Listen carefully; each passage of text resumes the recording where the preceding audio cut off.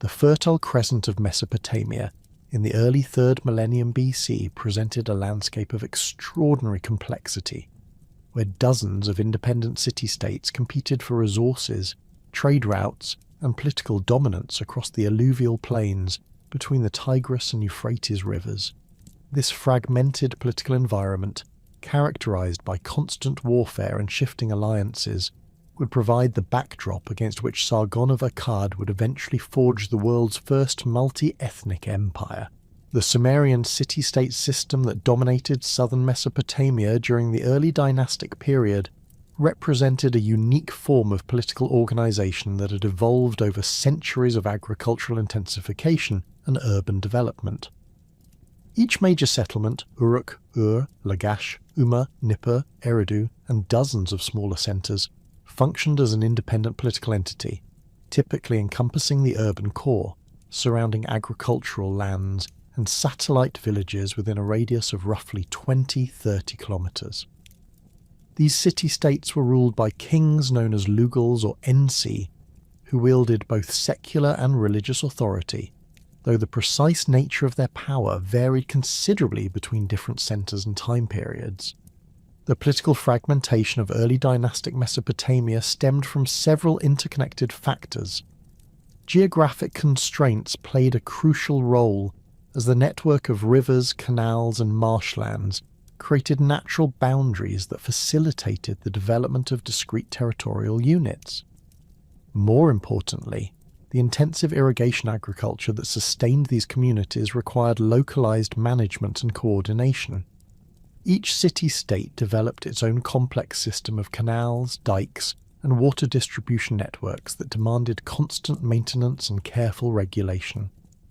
This agricultural infrastructure bound communities together, while simultaneously creating barriers to political unification as different regions developed distinct hydraulic systems that were difficult to integrate under centralized control. Religious traditions further reinforced political fragmentation. Each Sumerian city claimed patronage by a particular deity who was believed to own the city and its surrounding territory. Enlil ruled over Nippur, Inanna held dominion over Uruk, Ninhursag protected Adab, and dozens of other divine patrons watched over their respective communities. These religious affiliations created powerful ideological barriers to political unification, as merger or conquest implied the subordination of one deity to another, a concept that challenged fundamental beliefs about divine authority and cosmic order. The constant warfare between these city-states followed predictable patterns throughout the early dynastic period. Conflicts typically arose over control of agricultural land, water rights, trade routes, or tribute obligations. Border disputes were endemic, particularly between neighbouring centres like Lagash and Umma, whose territorial claims overlapped in the fertile region between their urban cores. Military campaigns usually occurred during specific seasons, timed to avoid critical agricultural periods while taking advantage of favourable weather conditions for movement of troops and supplies. Despite this political fragmentation, or perhaps because of it, the early dynastic period witnessed unprecedented economic development and the expansion of trade networks that connected Mesopotamian cities with distant regions across the ancient Near East. The competitive environment between city-states drove innovation in craft production, agricultural techniques, and commercial practices, while the absence of unified political control allowed merchants to exploit opportunities across multiple jurisdictions. Mesopotamian trade networks during this period extended far beyond the boundaries of the alluvial plain, reaching into Anatolia, the Iranian plateau, the Indus Valley, and the Arabian Peninsula. Archaeological evidence from sites like Tepe Gawra, Godin Tepe, and Shari Sokhta reveals the presence of Mesopotamian artifacts, administrative technologies, and cultural practices at distances of over 1,500 kilometers from the Sumerian heartland. These connections were not merely occasional contacts, but represented sustained commercial relationships that involved the regular movement of goods, people, and ideas across vast distances. The economic foundation of these trade networks rested on Mesopotamia's unique position as a region rich in agricultural surplus but lacking in essential raw materials. The alluvial plains produced abundant quantities of barley, wheat, dates, and wool, but contained virtually no metal ores, stone suitable for construction, or timber for large-scale building projects.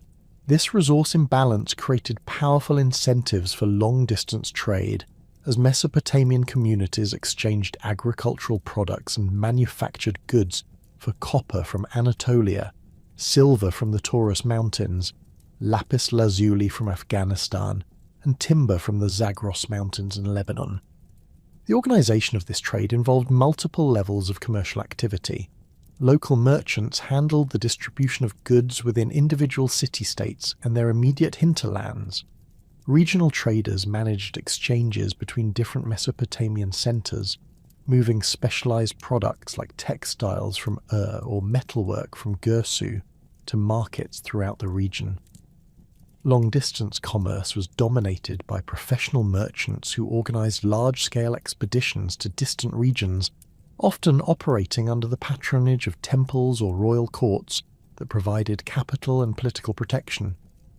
Archaeological evidence suggests that these long-distance trade networks were remarkably sophisticated, involving standardized weights and measures, written contracts, and complex credit arrangements. Cuneiform archives from sites like Kanesh in Anatolia document elaborate commercial partnerships between Mesopotamian merchants and local traders, including detailed records of loans, interest rates, and dispute resolution procedures. These documents reveal a level of commercial sophistication that would not be matched in many regions for centuries to come. The military technologies and warfare tactics that characterized early dynastic period 3 reflected both the competitive environment between city-states and the broader technological developments occurring throughout the ancient Near East. Mesopotamian armies of this period were organized around core units of professional soldiers supported by larger numbers of militia drawn from the urban and rural population. The professional troops, often referred to as followers of the king, received regular payments in the form of land grants, rations, or manufactured goods, and formed the backbone of military forces during major campaigns. Infantry formations dominated early dynastic warfare, with soldiers typically equipped with spears, axes, maces, and rectangular shields. The famous Standard of Ur, dating to approximately 2600 to 2400 BC, provides detailed visual evidence of military equipment and tactics from this period. The artifact depicts soldiers wearing leather or felt helmets and carrying long spears in tight formations, suggesting the use of phalanx-like tactics that would later be refined by Greek and Macedonian armies. Archaeological finds from royal cemeteries at Ur and other sites have yielded actual examples of military equipment, including copper and bronze spearheads, ceremonial axes, and protective gear that confirm the artistic representations. The development of the composite bow during this period represented a significant technological advancement that would have profound implications for military tactics and imperial expansion. Unlike simple wooden bows, composite bows were constructed from multiple materials, typically wood, horn, and sinew, that were laminated together to create weapons capable of much greater range and penetrating power. The introduction of these weapons gave skilled archers the ability to engage enemy formations at distances of 200, 300 meters, fundamentally altering battlefield dynamics and siege warfare techniques. Siege warfare capabilities were still relatively primitive during the early dynastic period, though archaeological evidence suggests that Mesopotamian armies were beginning to develop specialized techniques for attacking fortified positions. The walls of major cities like Uruk and Mari were formidable obstacles, constructed of mud brick and reaching heights of 10, 15 meters with elaborate gate complexes and defensive towers. Attacking forces typically relied on direct assault, attempting to scale walls with ladders or breach gates through concentrated attacks, though some evidence suggests the experimental use of siege ramps and battering devices The logistical requirements of early dynastic warfare were considerable and played a crucial role in limiting the scale and duration of military campaigns. Armies of several thousand soldiers required enormous quantities of food, water, and equipment that had to be transported across difficult terrain, often lacking adequate infrastructure. The seasonal nature of most military campaigns reflected these logistical constraints, as armies typically operated during periods when agricultural demands were minimal and weather conditions favoured the movement of large groups. Naval capabilities were limited but significant for controlling river traffic and conducting amphibious operations in the marshlands of southern Mesopotamia. Mesopotamian boats of this period were typically constructed from reeds waterproofed with bitumen, though larger vessels might incorporate wooden frameworks. These craft were suitable for transporting troops and supplies along major rivers and canals, but were not capable of extended operations in open water. The religious and cultural practices of early dynastic Mesopotamia would profoundly influence later imperial policies and legitimization strategies, establishing precedents and expectations that rulers like Sargon would need to address when attempting to create unified political structures. The concept of divine kingship, while not yet fully developed in its later form, was already emerging as rulers increasingly claimed direct relationships with patroned deities and portrayed their military victories as manifestations of divine will. Temple complexes served as the focal points of urban life, combining religious, economic, and administrative functions under the authority of priestly hierarchies that often wielded considerable political influence. The great ziggurat of Uruk, dedicated to the sky god Anu, rose nearly 40 metres above the surrounding city and served as both a religious centre and a symbol of urban power and prosperity. These massive structures required enormous investments of labour and resources, demonstrating the organisational capabilities of early dynastic societies while creating enduring symbols of divine presence and royal authority. Religious festivals and rituals provided important mechanisms for social cohesion and political legitimacy. The sacred marriage ceremony, in which the king symbolically united with the goddess Inanna to ensure agricultural fertility and cosmic harmony, established precedents for royal participation in religious observances that would become central to later imperial ideology. These ceremonies reinforced the connection between political authority and divine favour while providing opportunities for rulers to display their wealth and power before large audiences. The development of cuneiform writing during this period created new possibilities for administrative control and cultural integration that would prove essential for later imperial expansion. Early dynastic scribes produced thousands of tablets documenting economic transactions, legal proceedings, religious observances, and administrative decisions. This written culture facilitated more sophisticated forms of government while preserving and transmitting cultural traditions across generations and geographic boundaries. The written records that would later immortalise Sargon of Akkad present historians with one of antiquity's most enduring puzzles, separating the historical figure from the mythological construct that emerged centuries after his death.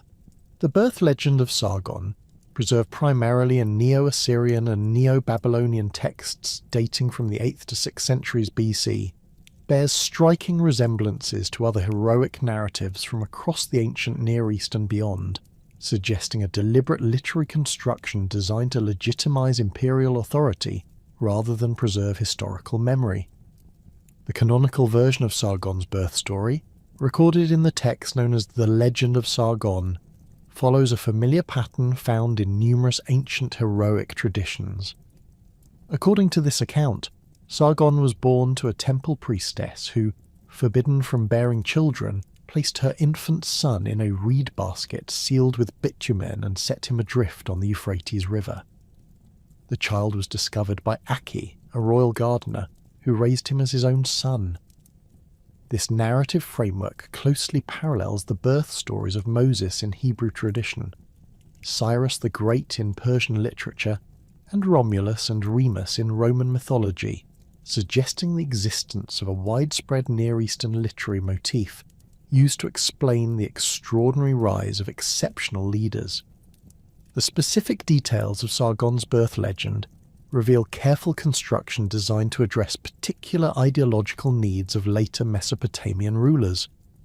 The identity of his mother as a temple priestess, while explaining his abandonment, simultaneously establishes divine favour and noble lineage. Temple priestesses, particularly those serving major deities, held elevated social status and were often connected to royal families through complex kinship networks. His rescue by a gardener provides the humble origins necessary for heroic narratives while maintaining plausible social mobility within Mesopotamian society. Gardens, particularly royal gardens, were sophisticated agricultural enterprises requiring considerable expertise and often serving as training grounds for administrative positions. Archaeological and textual evidence suggests that the historical Sargon likely emerged from the Semitic-speaking populations that had been settling in northern Mesopotamia throughout the early 3rd millennium BC. These groups, often referred to as Akkadians by modern scholars after Sargon's capital city, represented a distinct linguistic and cultural tradition that coexisted with the Sumerian civilization of southern Mesopotamia.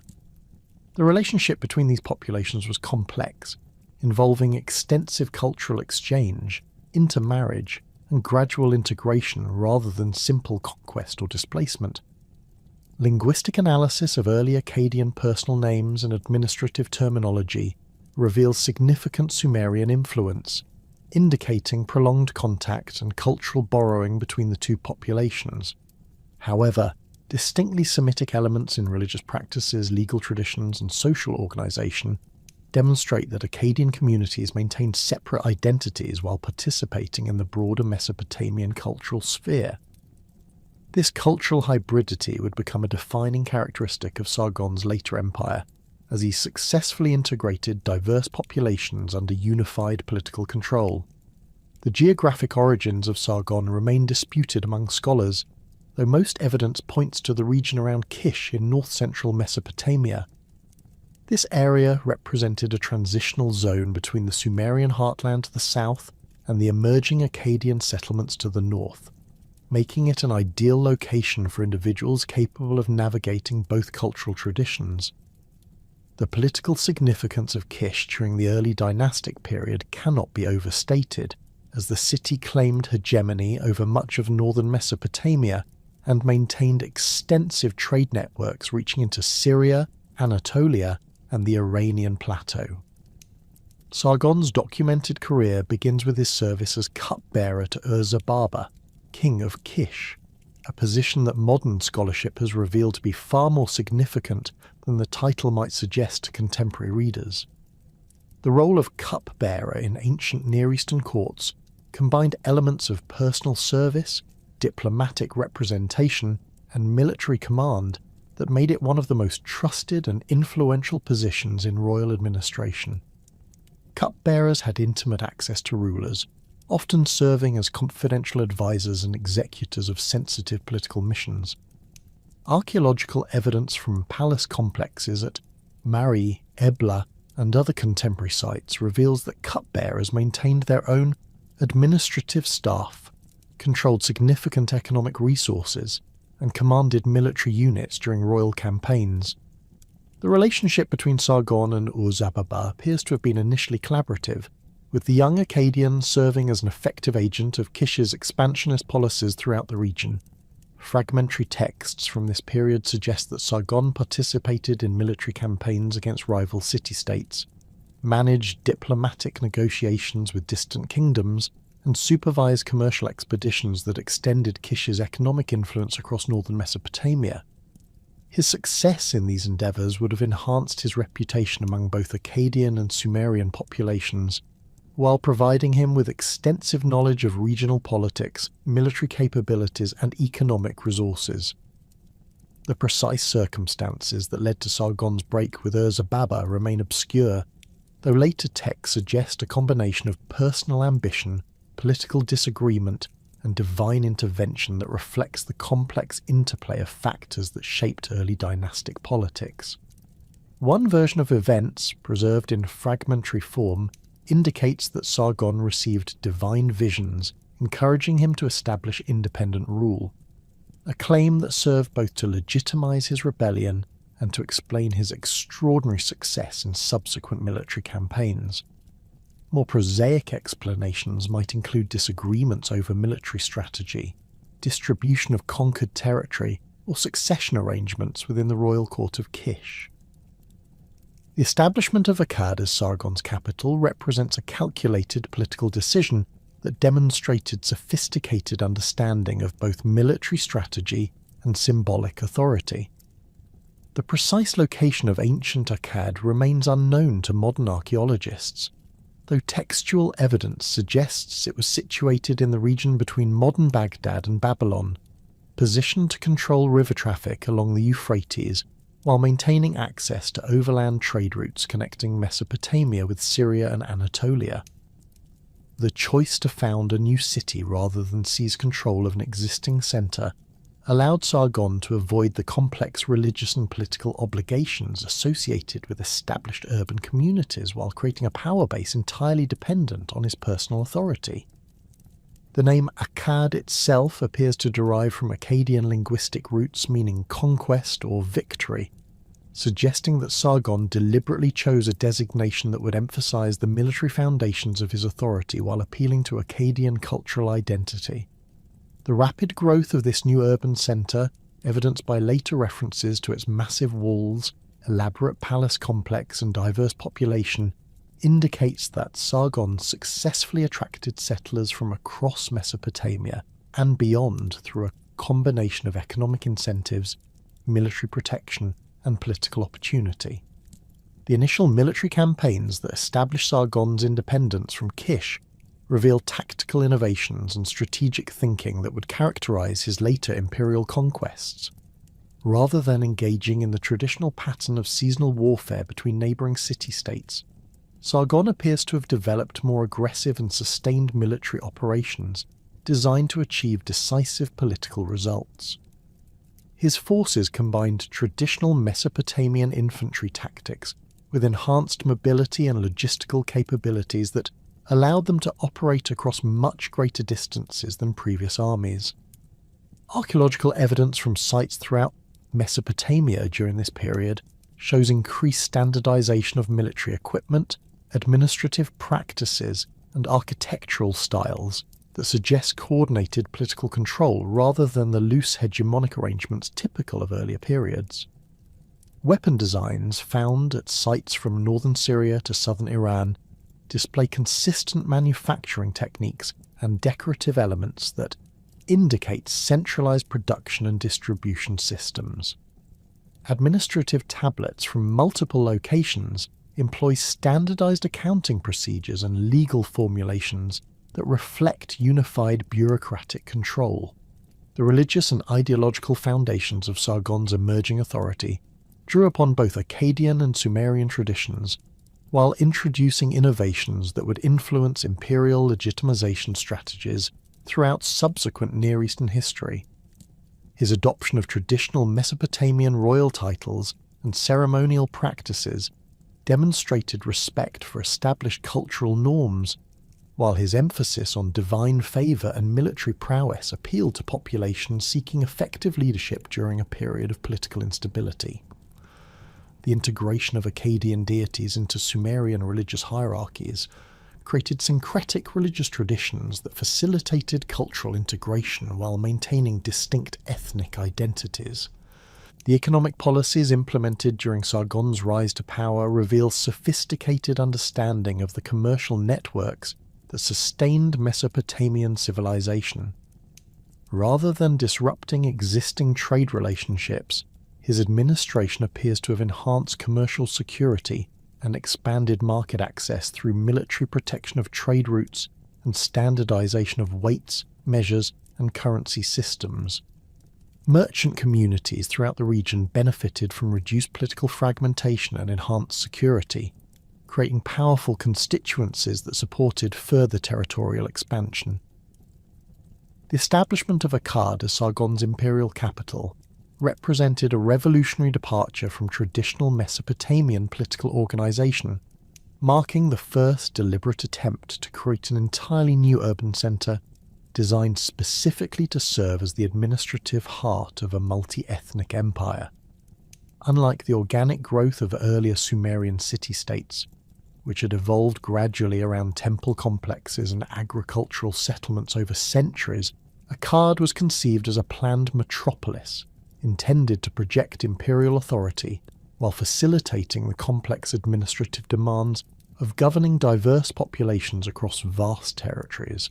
Archaeological investigations throughout central Mesopotamia have yet to definitively locate the physical remains of ancient Akkad, though textual evidence provides substantial information about its approximate position and strategic significance. The most reliable ancient sources, including the Sumerian king list and various old Babylonian chronicles, consistently place Akkad in the region between the Tigris and Euphrates rivers, north of the traditional Sumerian heartland, but south of the Assyrian territories that would later dominate northern Mesopotamia. This geographic positioning was neither accidental nor arbitrary, but reflected careful calculation of the strategic advantages offered by this particular location.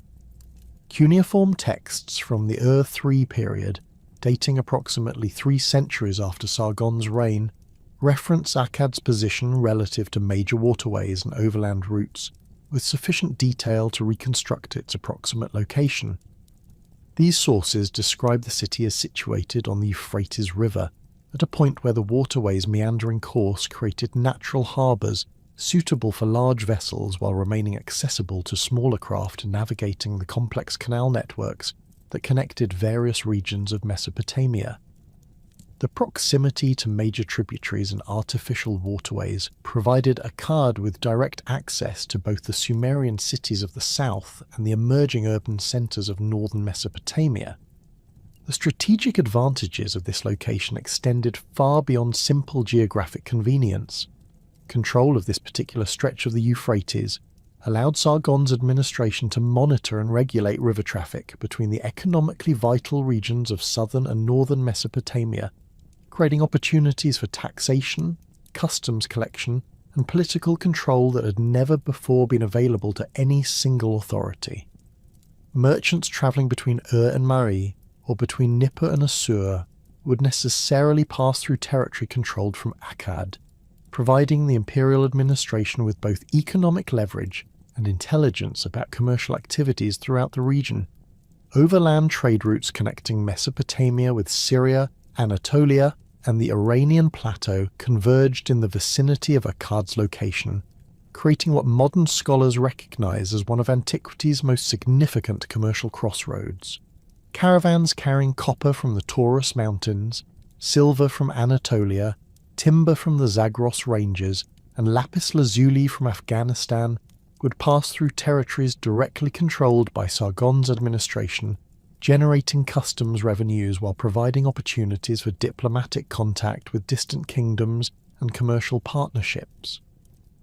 The military advantages of Akkad's position were equally significant.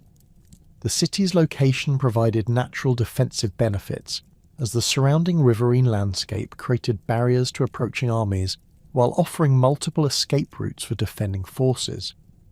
More importantly, the strategic position allowed rapid deployment of military forces to threatened regions throughout the empire.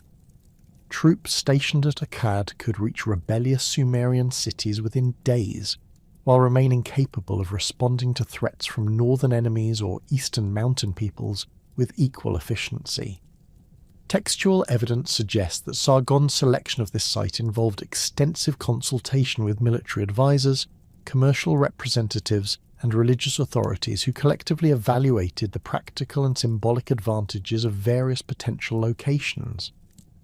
The final choice reflected a sophisticated understanding of both immediate tactical considerations and long-term imperial requirements that would influence urban planning and capital city selection throughout subsequent Near Eastern history. The physical construction of Akkad required unprecedented mobilization of human and material resources that demonstrated both the wealth generated by Sargon's early conquests and the organisational capabilities of his emerging imperial administration.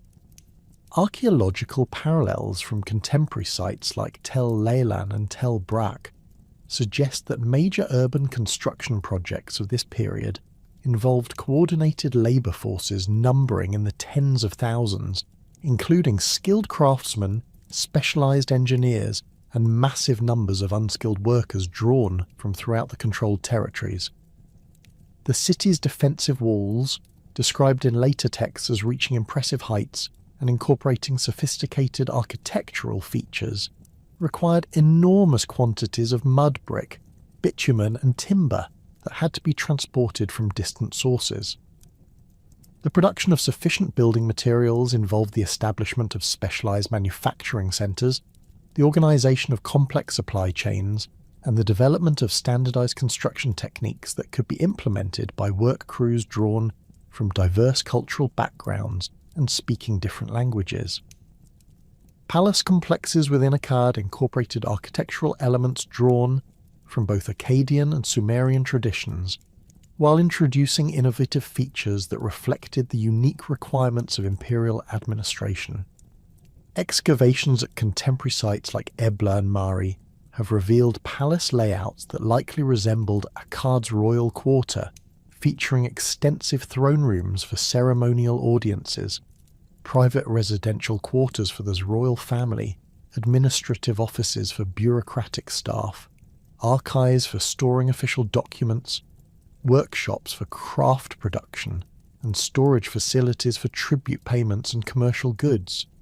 The integration of religious architecture within Akkad's urban plan represented a careful balance between honouring traditional Mesopotamian religious practices and establishing new imperial cults that could appeal to diverse ethnic populations. Temple complexes dedicated to major Sumerian deities like Enlil and Inanna demonstrated Sargon's respect for established religious traditions, while newly constructed shrines honouring Akkadian gods like Shamash and Ishtar emphasised the cultural contributions of Semitic populations to the imperial synthesis. Administrative innovations implemented within Akkad's governmental structure addressed the unprecedented challenges of governing an ethnically diverse empire spanning hundreds of kilometres and encompassing dozens of previously independent political entities. Traditional Mesopotamian administrative practices designed for managing relatively small city-states and their immediate agricultural hinterlands proved inadequate for the complex requirements of imperial governance, necessitating the development of new bureaucratic structures and procedural systems. The establishment of standardized administrative hierarchies throughout the empire required the creation of new official titles, clearly defined chains of command, and systematic procedures for communication between central authorities and provincial administrators. Cuneiform archives from sites throughout the former Akkadian territories preserve examples of administrative correspondence that reveal sophisticated bureaucratic practices, including regular reporting requirements, standardized accounting procedures, and complex authorization systems for major policy decisions. Provincial administration under the Akkadian system involved the appointment of governors, typically referred to as NC or Shakanaku, who served as direct representatives of imperial authority while maintaining responsibility for local administration, tax collection, military recruitment, and judicial proceedings. These officials were selected from both local elite families and trusted members of Sargon's inner circle, creating administrative structures that balance central control with local expertise and cultural sensitivity. The development of imperial taxation systems represented one of Sargon's most significant administrative innovations, as traditional Mesopotamian economic relationships were based primarily on tribute payments, temple offerings, and reciprocal obligations between rulers and subjects rather than systematic taxation of agricultural production or commercial activities. The Akkadian administration implemented standardized tax assessment procedures that could be applied consistently across diverse regions, while accounting for local variations in agricultural productivity, commercial activity, and population density. Tax collection involved the establishment of regional administrative centres staffed by imperial officials who supervised local tax collectors, maintained detailed records of payments and obligations, and coordinated the transportation of collected revenues to central storage facilities.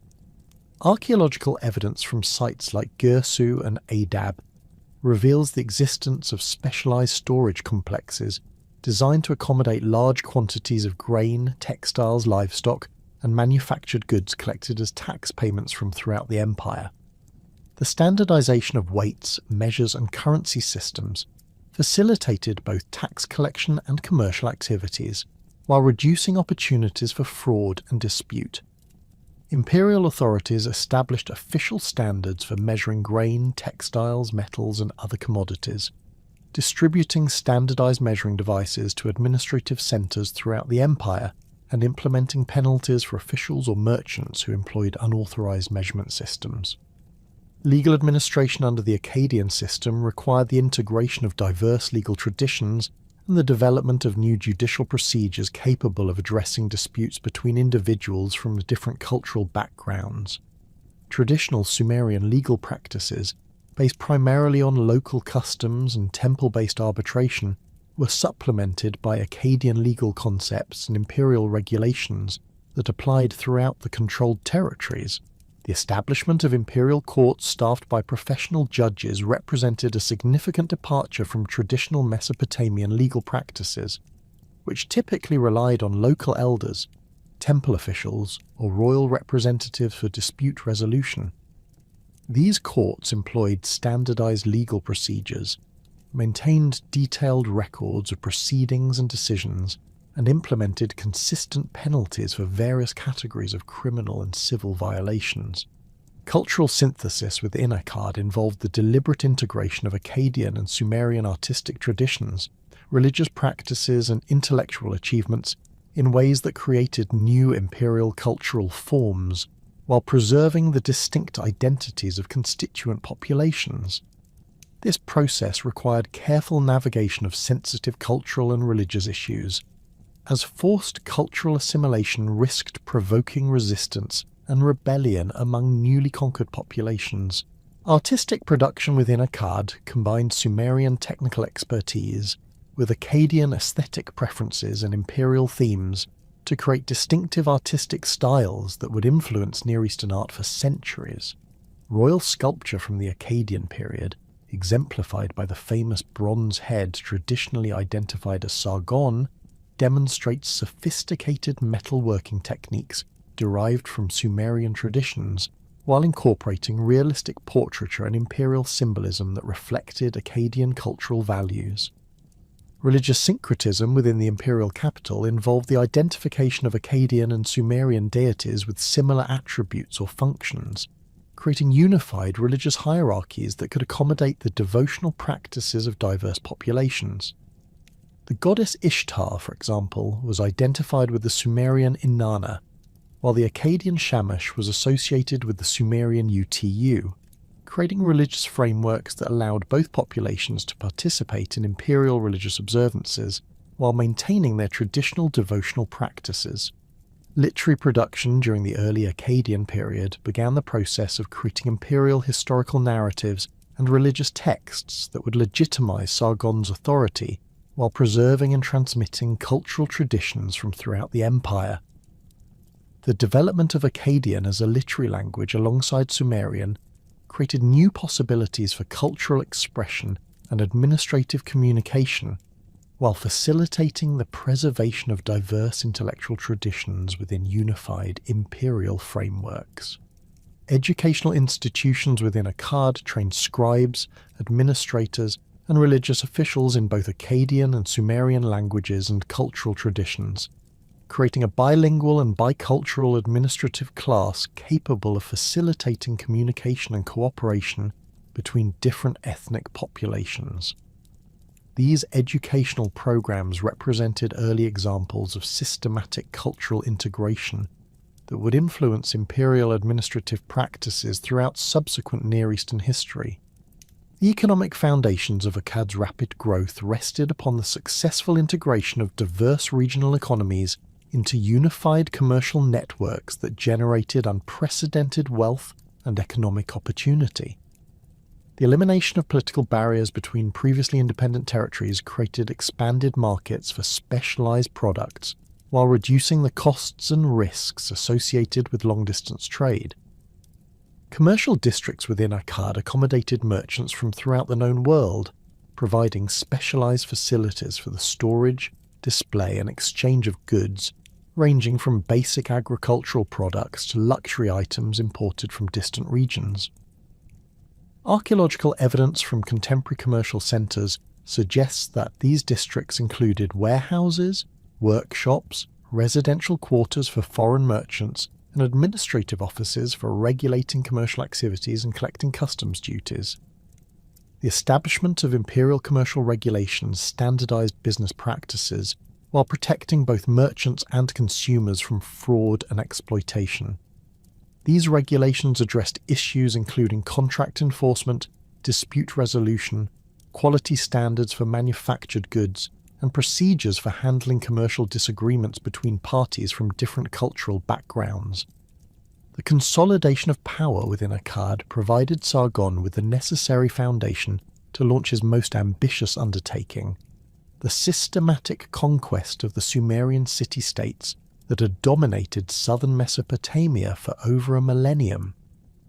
This campaign, which would unfold over approximately 15 years between 2334 and 2319 BC, represented far more than mere territorial expansion.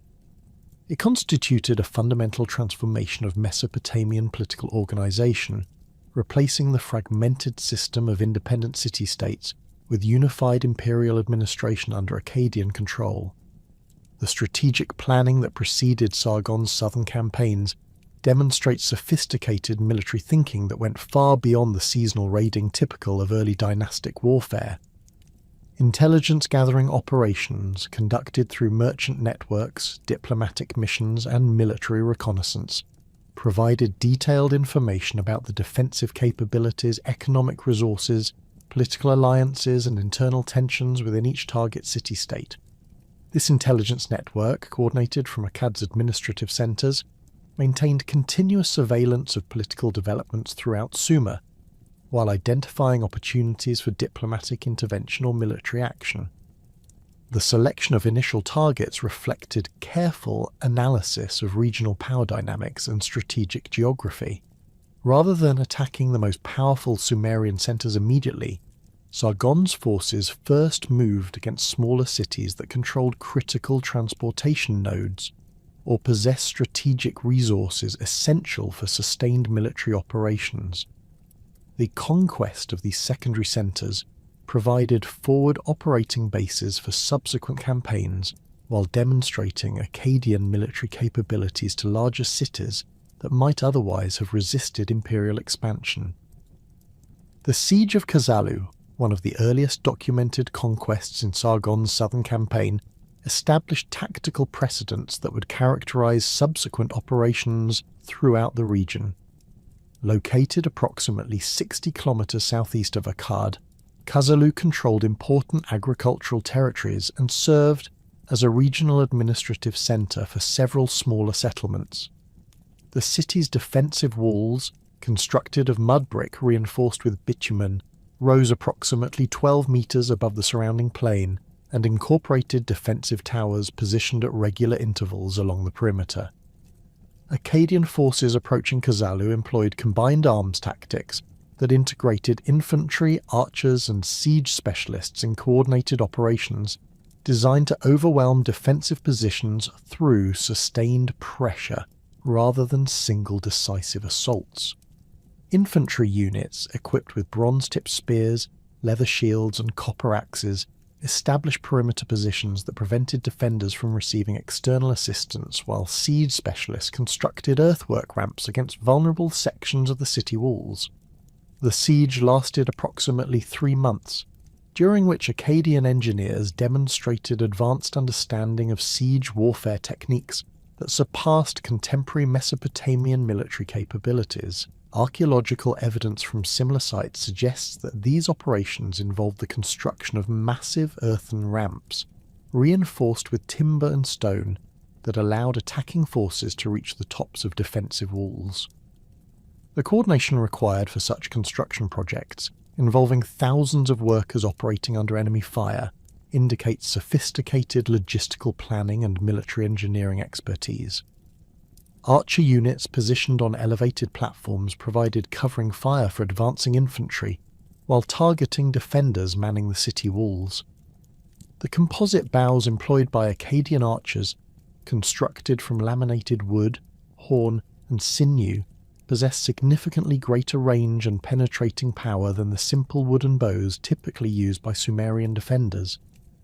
This technological advantage allowed Akkadian forces to engage enemy positions from distances exceeding 250 meters, creating tactical opportunities that fundamentally altered siege warfare dynamics. The fall of Kazallu resulted from coordinated assault operations that breached the city's defences at multiple points simultaneously, preventing defenders from concentrating their forces effectively. Akkadian troops entering the city through breached walls encountered fierce resistance in narrow streets and residential quarters, where defending forces attempted to establish secondary defensive positions using buildings and architectural features as fortifications. Sargon's treatment of Kazallu's population established patterns that would characterize Akkadian occupation policies throughout the conquered territories. Rather than implementing wholesale destruction or population displacement, the imperial administration preserved existing urban infrastructure, while replacing local political leadership with appointed governors responsible to Akkadian authorities. Religious institutions remained largely intact, though temple administrations were required to acknowledge Akkadian suzerainty and contribute to imperial taxation systems. The conquest of Uruk, ancient Mesopotamia's largest and most prestigious city, represented the most significant military and political challenge of Sargon's southern campaigns. With a population exceeding 50,000 inhabitants and defensive walls encompassing nearly 6 square kilometres, Uruk possessed military resources and defensive capabilities that dwarfed those of smaller Sumerian centres. The city's economic importance, derived from extensive agricultural territories and far-reaching commercial networks, made its conquest essential for establishing effective imperial control over southern Mesopotamia. Uruk's defensive preparations for the anticipated Akkadian assault involved the mobilization of military forces from throughout the surrounding region, creating a combined army that may have numbered over 10,000 warriors.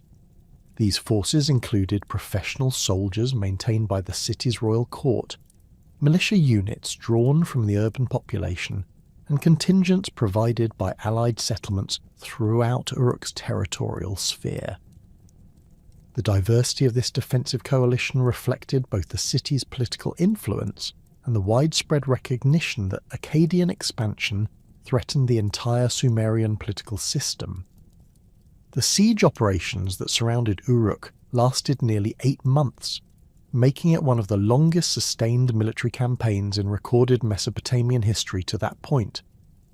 Akkadian forces established multiple fortified camps around the city's perimeter, creating a complete blockade that prevented the movement of supplies or reinforcements while providing secure bases for siege operations. These camps, protected by earthwork fortifications and wooden palisades, housed thousands of soldiers along with the extensive logistical support personnel required for extended military operations. The scale of these siege operations required unprecedented logistical coordination, as Akkadian forces consumed enormous quantities of food, water, and military supplies that had to be transported from distant sources. Supply convoys, protected by military escorts, travelled regularly between Akkad and the siege camps, carrying grain from imperial storage facilities, weapons and equipment from manufacturing centres, and replacement personnel for units that had suffered casualties during the prolonged campaign. Akkadian siege tactics at Uruk incorporated multiple simultaneous approaches designed to exhaust defending forces while creating opportunities for decisive breakthrough operations. Mining operations, conducted by specialized engineers, attempted to undermine sections of the city walls by digging tunnels beneath the foundations and then collapsing the excavations to create breaches. These underground operations required sophisticated engineering skills, as miners had to navigate complex soil conditions while avoiding detection by defenders who employed countermining techniques to locate and destroy enemy excavations. Battering ram operations targeted the city's main gates, using massive wooden devices reinforced with bronze fittings and operated by teams of soldiers protected by mobile shields. These attacks required careful coordination with archer units that provided covering fire, while infantry formations stood ready to exploit any breaches created by the battering operations. The construction and operation of these siege engines demonstrated advanced understanding of mechanical principles and represented significant technological innovations in Mesopotamian military engineering. The psychological warfare employed during the siege of Uruk revealed sophisticated understanding of the political and religious factors that motivated urban resistance. Akkadian propaganda, disseminated through captured prisoners and diplomatic communications, emphasized Sargon's divine mandate while promising favorable treatment for populations that submitted voluntarily to imperial authority. This messaging campaign was designed to undermine civilian morale while encouraging internal political divisions that might facilitate the city's surrender. The final assault on Uruk began with coordinated attacks against multiple sections of the defensive perimeter, forcing defenders to divide their forces while preventing effective mutual support between different defensive positions. Akkadian troops, supported by intensive archer fire, successfully breached the city walls at 3 separate points, creating multiple entry routes that overwhelmed the defenders' ability to maintain organized resistance. Urban fighting within Uruk continued for several days as defending forces attempted to establish secondary defensive lines using the city's complex architectural features. The narrow streets and dense residential quarters provided natural defensive positions, while the massive temple complex of Anu offered a fortified refuge for die-hard resistors. However, the coordination and tactical flexibility of Akkadian forces, combined with their numerical superiority, eventually overcame all organized resistance. The capture of Uruk's ruler, whose name is preserved in fragmentary inscriptions as Lugal-Zaga C, marked a crucial symbolic victory that demonstrated Akkadian supremacy over traditional Sumerian political authority. Rather than executing this important prisoner, Sargon ordered his transport to Akkad, where he was displayed in ceremonial processions that celebrated the imperial conquest while demonstrating the fate awaiting rulers who resisted Akkadian expansion. The administrative integration of Uruk into the Akkadian imperial system required careful attention to the city's complex religious and economic institutions.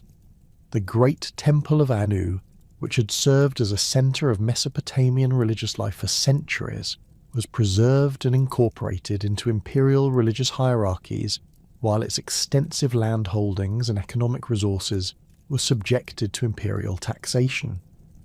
This approach balanced respect for traditional religious practices with the practical requirements of imperial administration. Economic policies implemented in conquered Uruk emphasized continuity of commercial activities while redirecting trade networks to benefit imperial interests. Merchant communities that had previously operated independently were required to obtain imperial licenses and pay customs duties, but were otherwise encouraged to maintain their commercial activities. This approach generated immediate revenue for the imperial treasury while preserving the economic foundations that made territorial conquest profitable. The conquest of Ur, southern Mesopotamia's principal port city, presented unique challenges related to its strategic location and specialized economic functions. Situated near the Persian Gulf and connected to major waterways throughout the region, Ur controlled maritime trade networks that extended throughout the Arabian Peninsula and into the Indus Valley. The city's wealth, derived primarily from long-distance commerce rather than agricultural production, required different conquest strategies than those employed against primarily agricultural centres.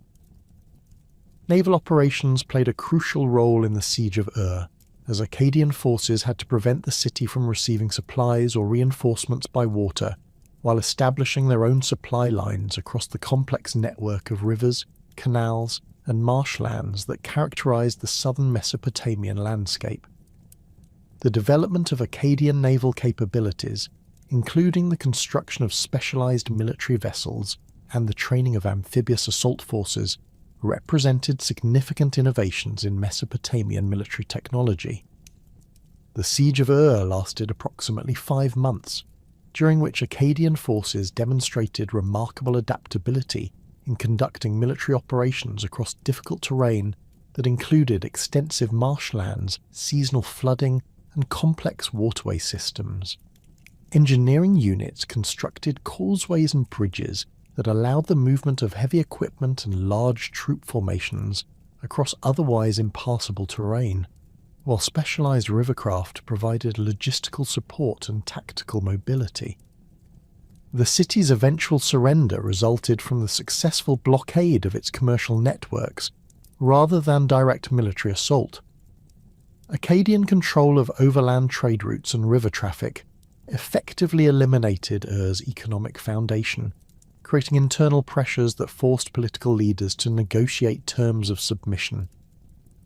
This outcome demonstrated sophisticated understanding of economic warfare principles that would influence imperial strategy throughout subsequent campaigns.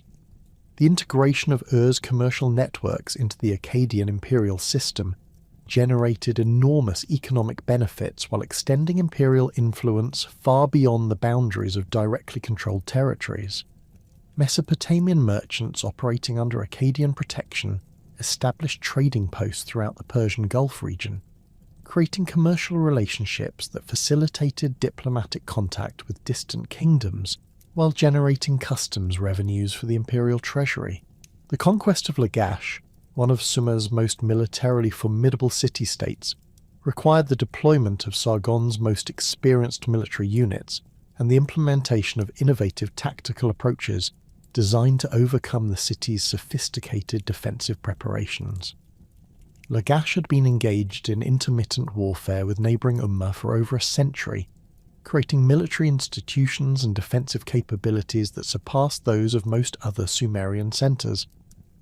The approach to Lagash involved extensive preliminary operations designed to isolate the city from potential allies while securing control of surrounding agricultural territories. Akkadian forces systematically occupied smaller settlements throughout the region, establishing forward operating bases while denying resources to defending forces.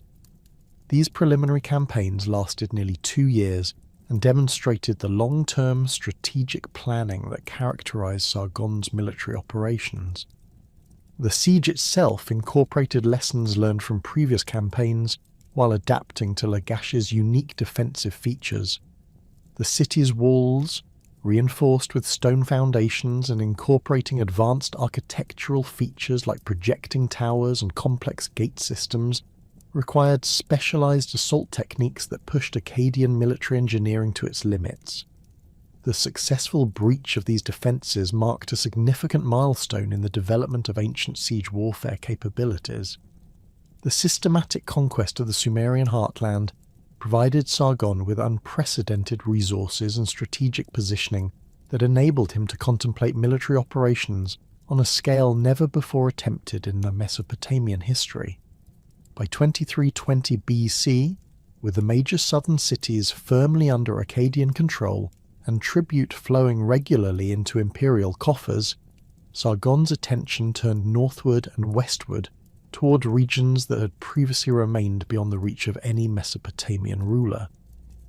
These campaigns into Syria, the Levantine coast, and the mountainous borderlands would test the limits of ancient logistical capabilities, while establishing precedents for imperial expansion that would influence Near Eastern political development for centuries. The strategic imperative driving Sargon's western campaign stemmed from economic necessity rather than mere territorial ambition.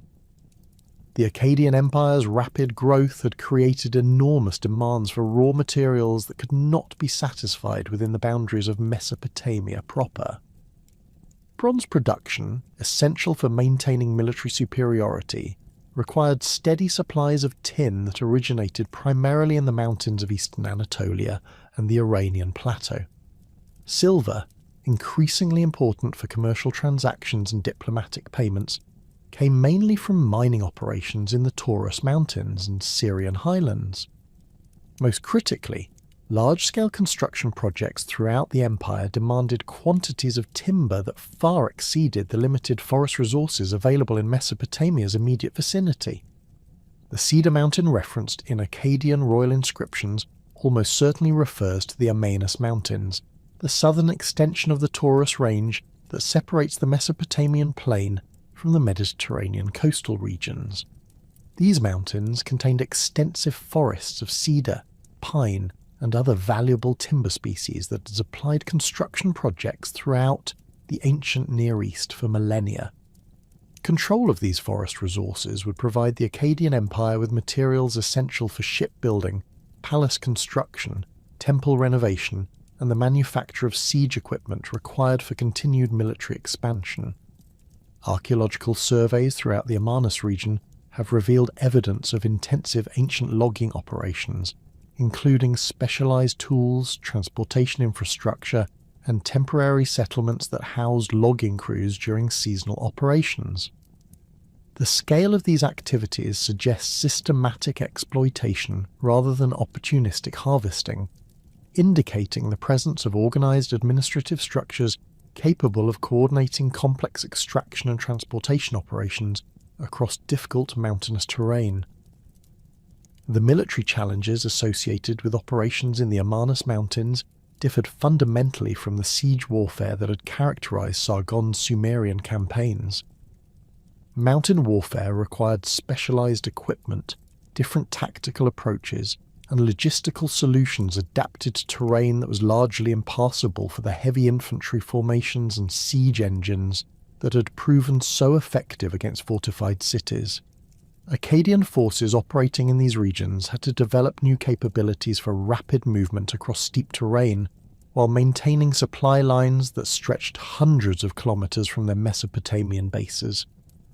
Intelligence reports reaching Akkadian commanders described the mountain populations as organized into numerous small tribal confederations, rather than centralized political entities comparable to Mesopotamian city-states. These groups possessed intimate knowledge of local terrain, maintained networks of fortified refugees in inaccessible locations, and could rapidly mobilize warrior bands capable of conducting devastating raids against invading forces before melting back into the mountainous landscape. Traditional Akkadian military tactics, designed for open field battles and siege operations, proved inadequate for countering such asymmetric resistance. The adaptation of Akkadian military organization for mountain warfare involved the creation of specialized light infantry units equipped with shorter weapons, leather armor, and enhanced mobility equipment suitable for operations in rough terrain. These forces, recruited primarily from populations already familiar with mountainous environments, received extensive training in reconnaissance, rapid movement techniques, and small unit tactics that emphasized flexibility and initiative rather than the rigid formations typical of conventional Akkadian armies. Logistical support for mountain operations required the development of entirely new supply systems based on pack animals rather than the wheeled transport that served Mesopotamian campaigns. Donkey caravans, capable of navigating narrow mountain paths and steep terrain, became the primary means of transporting food, weapons, and equipment to forward operating positions. These supply trains required extensive protection from raiders, while maintaining the flexibility necessary to adapt to rapidly changing tactical situations. The conquest of the Amanus timber resources involved the establishment of permanent Akkadian garrisons at strategic locations throughout the mountain region, creating a network of fortified positions that could protect logging operations while maintaining communications with imperial administrative centres. These garrisons, typically numbering several hundred soldiers, were supplied by regular convoys from Mesopotamian bases and staffed by personnel selected for their ability to operate effectively in challenging environments far from imperial population centres. Administrative control over timber extraction operations required the development of specialised bureaucratic procedures adapted to the unique requirements of resource exploitation in remote regions. Imperial officials supervised the selection of trees, organised logging crews, coordinated transportation arrangements, and maintained detailed records of production levels and resource allocation.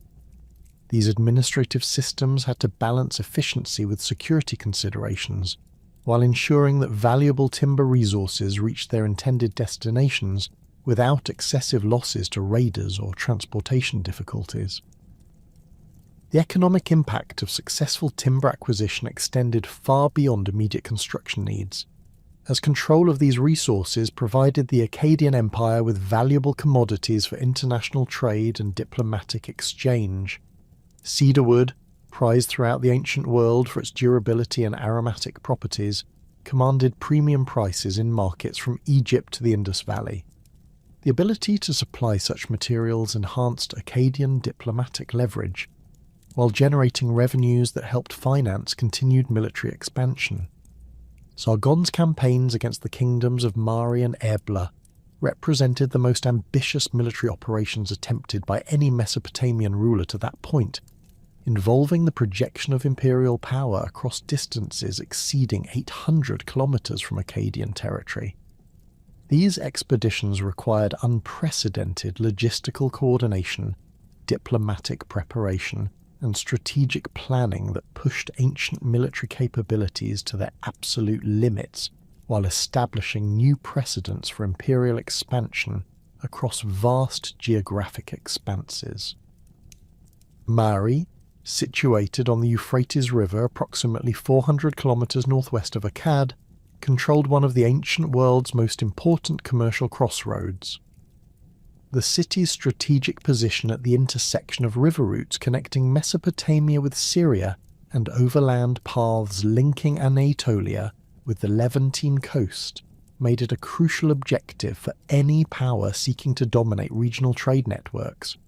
Archaeological excavations at Tel Hariri have revealed the remains of Mari's massive palace complex, covering over 2.5 hectares and containing more than 300 rooms, indicating the wealth and administrative sophistication that made this kingdom such an attractive target for Akkadian expansion.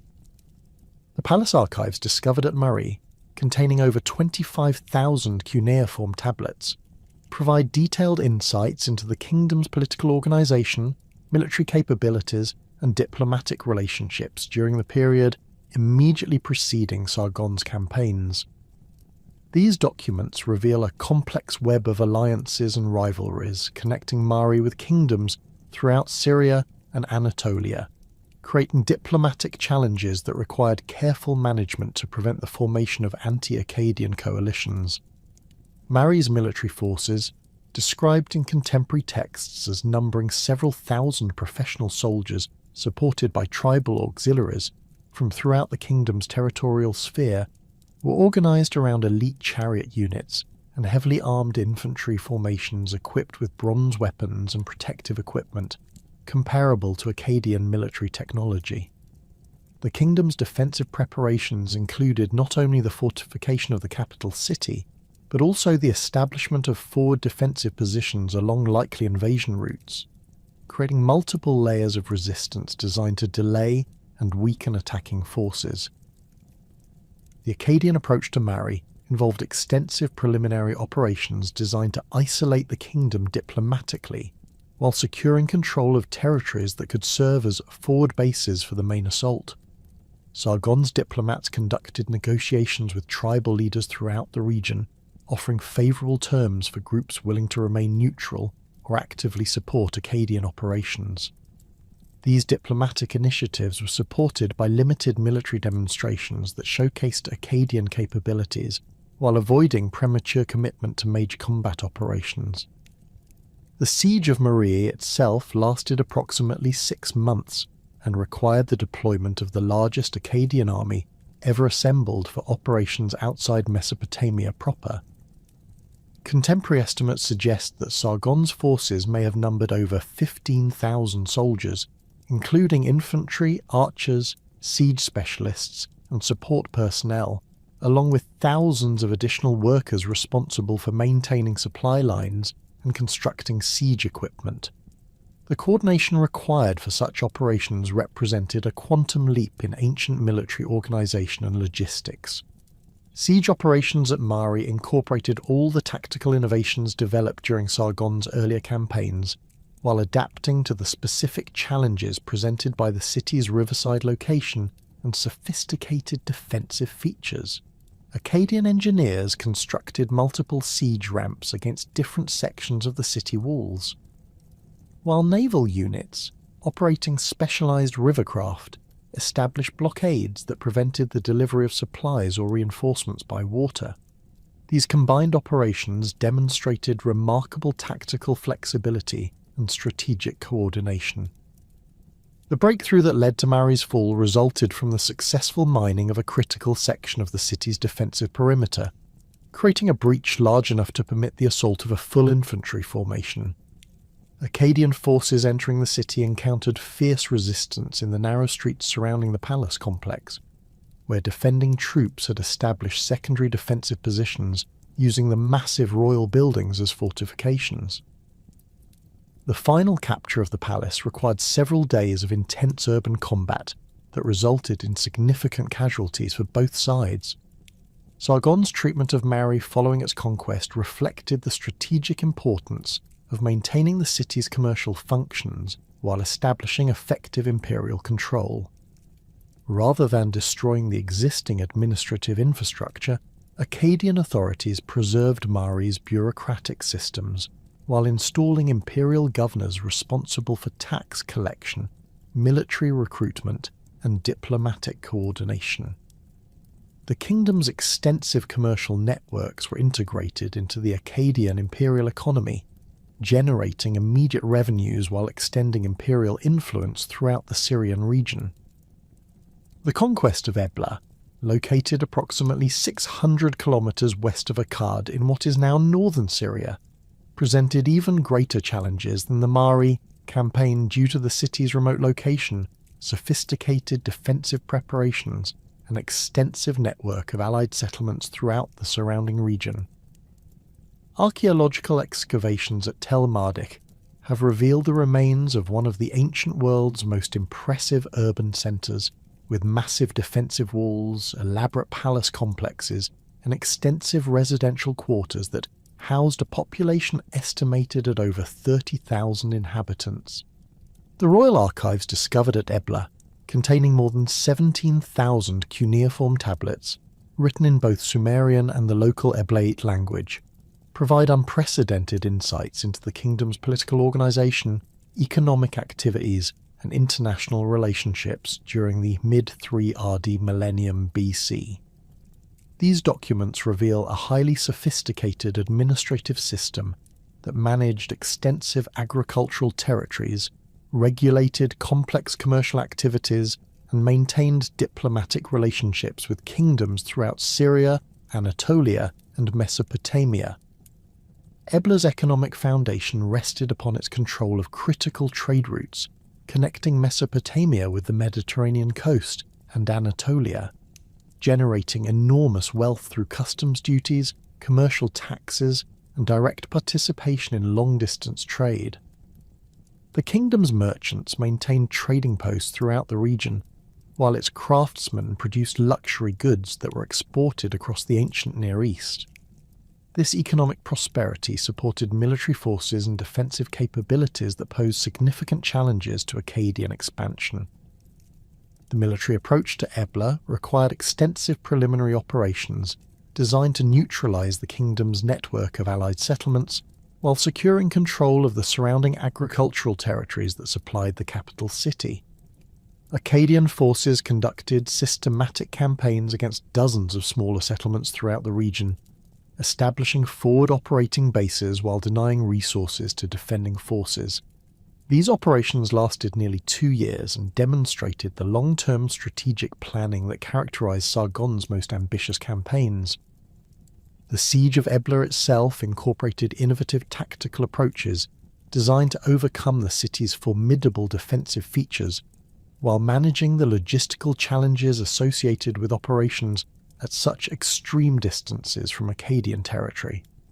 Supply convoys, protected by substantial military escorts, travelled regularly between Mesopotamian bases and the siege camps, maintaining the flow of food, equipment, and replacement personnel required for sustained operations.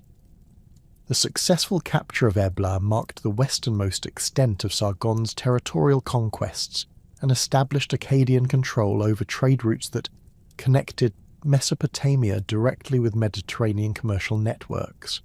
The integration of Ebla's administrative systems into the imperial structure required the development of new bureaucratic procedures adapted to managing territories at unprecedented distances from central authority while maintaining effective coordination with provincial administrators throughout the empire.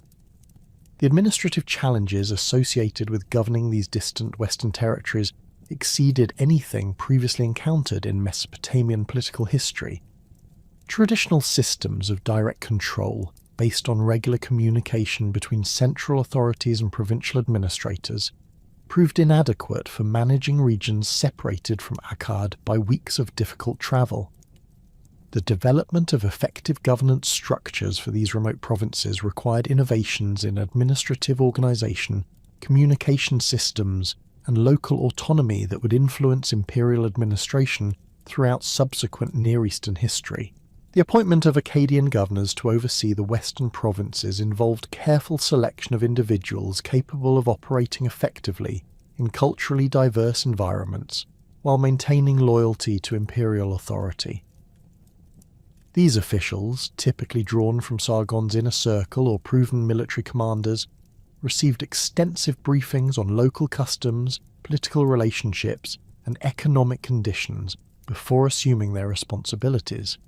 Their success depended upon their ability to balance imperial requirements with local sensibilities while maintaining effective communication with central authorities. Provincial administration in the Western Territories required the establishment of permanent Akkadian garrisons capable of maintaining order while protecting imperial interests against both internal resistance and external threats. These military forces, typically numbering several thousand soldiers, were stationed at strategic locations throughout each province and supplied by regular convoys from Mesopotamian bases. The coordination required for maintaining these distant garrisons represented a significant logistical achievement that demonstrated the organizational capabilities of Sargon's imperial administration. Communication systems connecting the western provinces with central imperial authority relied upon networks of relay stations positioned at regular intervals along major travel routes. These facilities, staffed by imperial personnel and equipped with supplies for official messengers, enabled the transmission of written communications across vast distances while providing secure accommodation for travelling officials. The maintenance of these communication networks required substantial ongoing investment, but proved essential for effective imperial coordination. The integration of local administrative traditions with imperial requirements created hybrid governmental systems that balanced central control with regional autonomy. Local officials selected from established elite families continued to manage routine administrative functions, while imperial governors supervised major policy decisions and maintained ultimate authority over military and diplomatic matters. This approach preserved existing administrative expertise while ensuring imperial control over critical governmental functions. The transformation of Sargon's military conquests into a functioning empire required the development of administrative structures unprecedented in scale and complexity throughout the ancient Near East. The Akkadian imperial system that emerged during the final decades of Sargon's reign represented a sophisticated fusion of Mesopotamian, bureaucratic traditions, with innovative governmental approaches designed to manage ethnically diverse populations across territories spanning over 1,500 kilometers from the Persian Gulf to the Mediterranean coast. The bureaucratic hierarchy that Sargon established drew upon existing Sumerian administrative practices while introducing new official positions and expanded responsibilities adapted to imperial requirements. At the apex of this system stood the king himself, bearing the traditional Mesopotamian title of Lugal, alongside the innovative designation King of Akkad and Sumer, which explicitly acknowledged the dual nature of his authority over both Akkadian and Sumerian populations. This titular innovation reflected careful attention to political symbolism while establishing precedents for imperial legitimacy that would influence Near Eastern royal ideology for centuries. Below the royal level, the imperial administration was organized around a network of provincial governors known as Shakkanaku, a title that combined elements meaning appointed one and ruler, indicating their dual role as representatives of central authority and autonomous regional administrators. These governors wielded extensive powers within their assigned territories, including responsibility for tax collection, military recruitment, judicial administration, and the maintenance of public works. Unlike the hereditary rulers of traditional Mesopotamian city-states, Shakkanaku held their positions at the pleasure of the imperial court and could be transferred, promoted, or dismissed based on their administrative performance.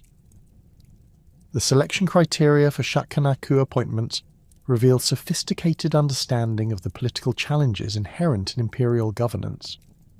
Approximately half of these positions were filled by members of established local elite families who possessed intimate knowledge of regional customs, economic conditions, and social relationships. These appointments served to co-opt potential sources of resistance while preserving administrative continuity during the transition from independent rule to imperial control. The remaining governorships were assigned to trusted Akkadian officials, typically military commanders or court administrators who had demonstrated loyalty and competence during the conquest campaigns.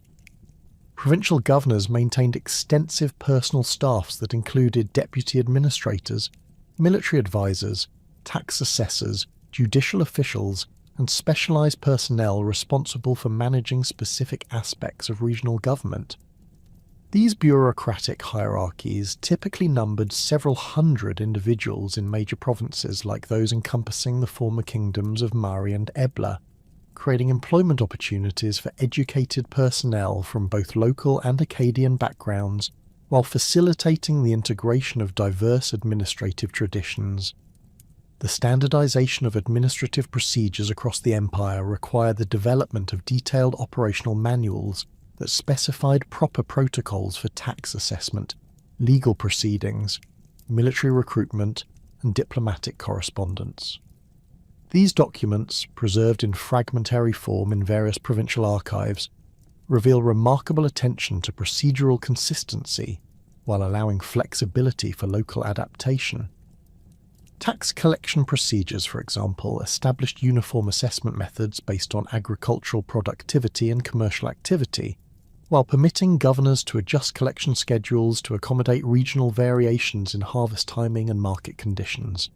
Military organization within the imperial system balanced the requirements of central control with the practical necessities of defending vast territories against both internal rebellion and external invasion. Each province maintained permanent garrison forces commanded by officers appointed directly by the imperial court and responsible for maintaining internal security, protecting commercial activities, and providing the foundation for larger military operations when required. These standing forces typically numbered between 1,000 and 3,000 soldiers, depending on the strategic importance and potential threats facing each region. The command structure of provincial military forces reflected the same principles of mixed appointment that characterize civilian administration. Senior military positions were typically filled by Akkadian officers who had served in Sargon's conquest armies and possessed proven loyalty to imperial authority. Junior officers and specialized personnel were often recruited from local populations, providing career advancement opportunities while ensuring that military forces possessed adequate knowledge of regional terrain, customs, and potential security threats. Military commanders, designated by the title Shakanaku Kasti, wielded authority comparable to their civilian counterparts while maintaining specialized responsibilities for defense planning, intelligence gathering, and coordination with neighboring provinces during military operations. These officials supervised the construction and maintenance of fortified positions, organized regular training exercises for garrison troops, and maintained detailed intelligence reports on potential threats within their areas of responsibility.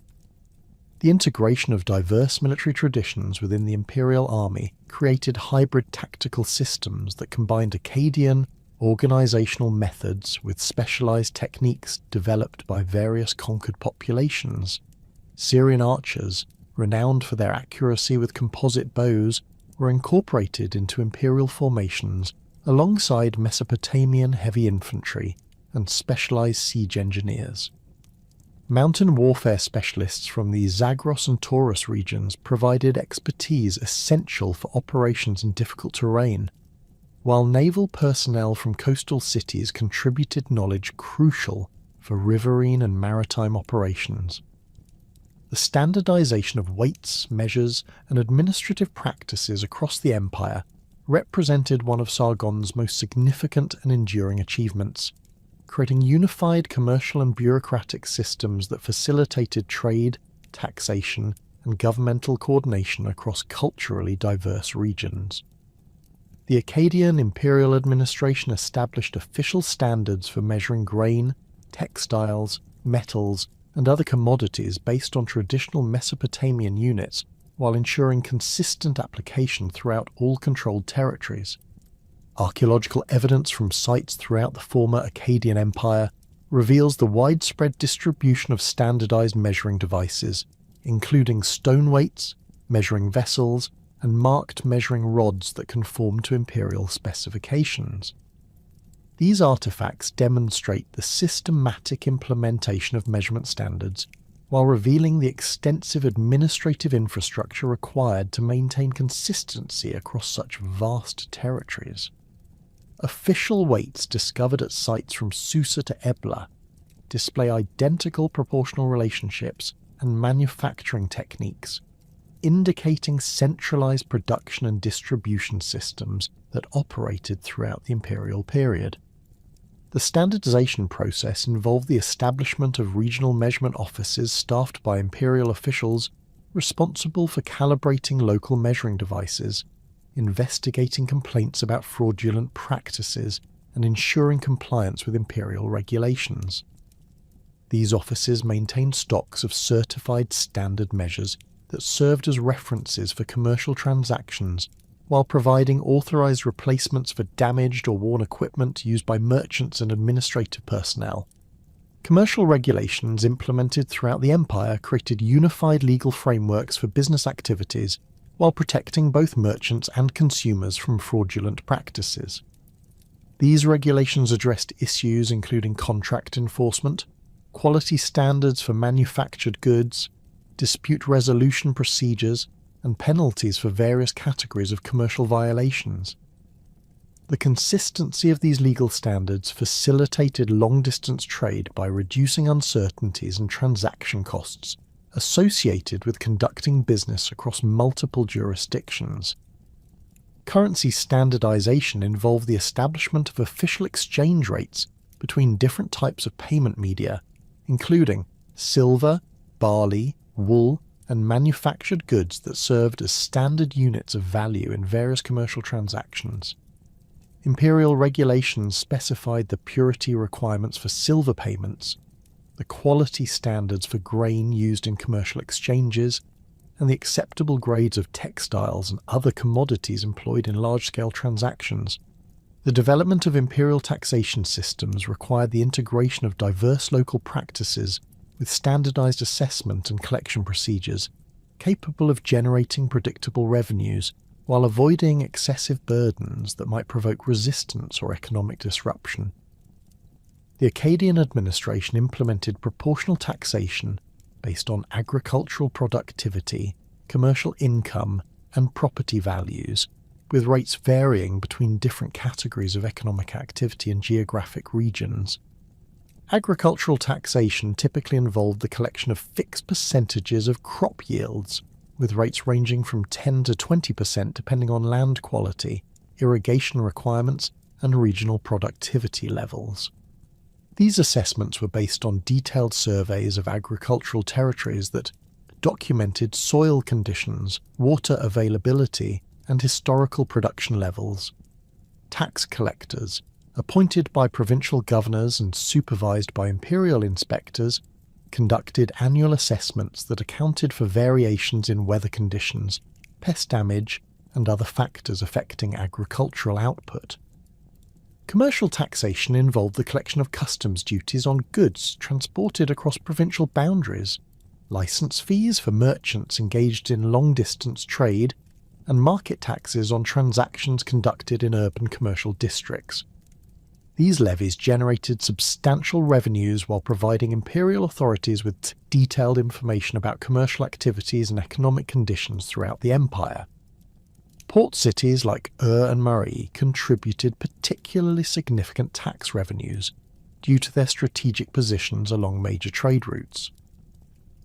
The administration of imperial taxation required the maintenance of detailed records documenting assessment procedures, collection activities, and revenue distribution.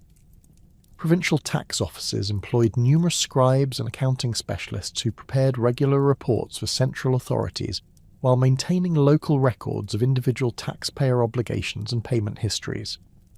These administrative systems created employment opportunities for educated personnel while ensuring accurate tracking of imperial revenues.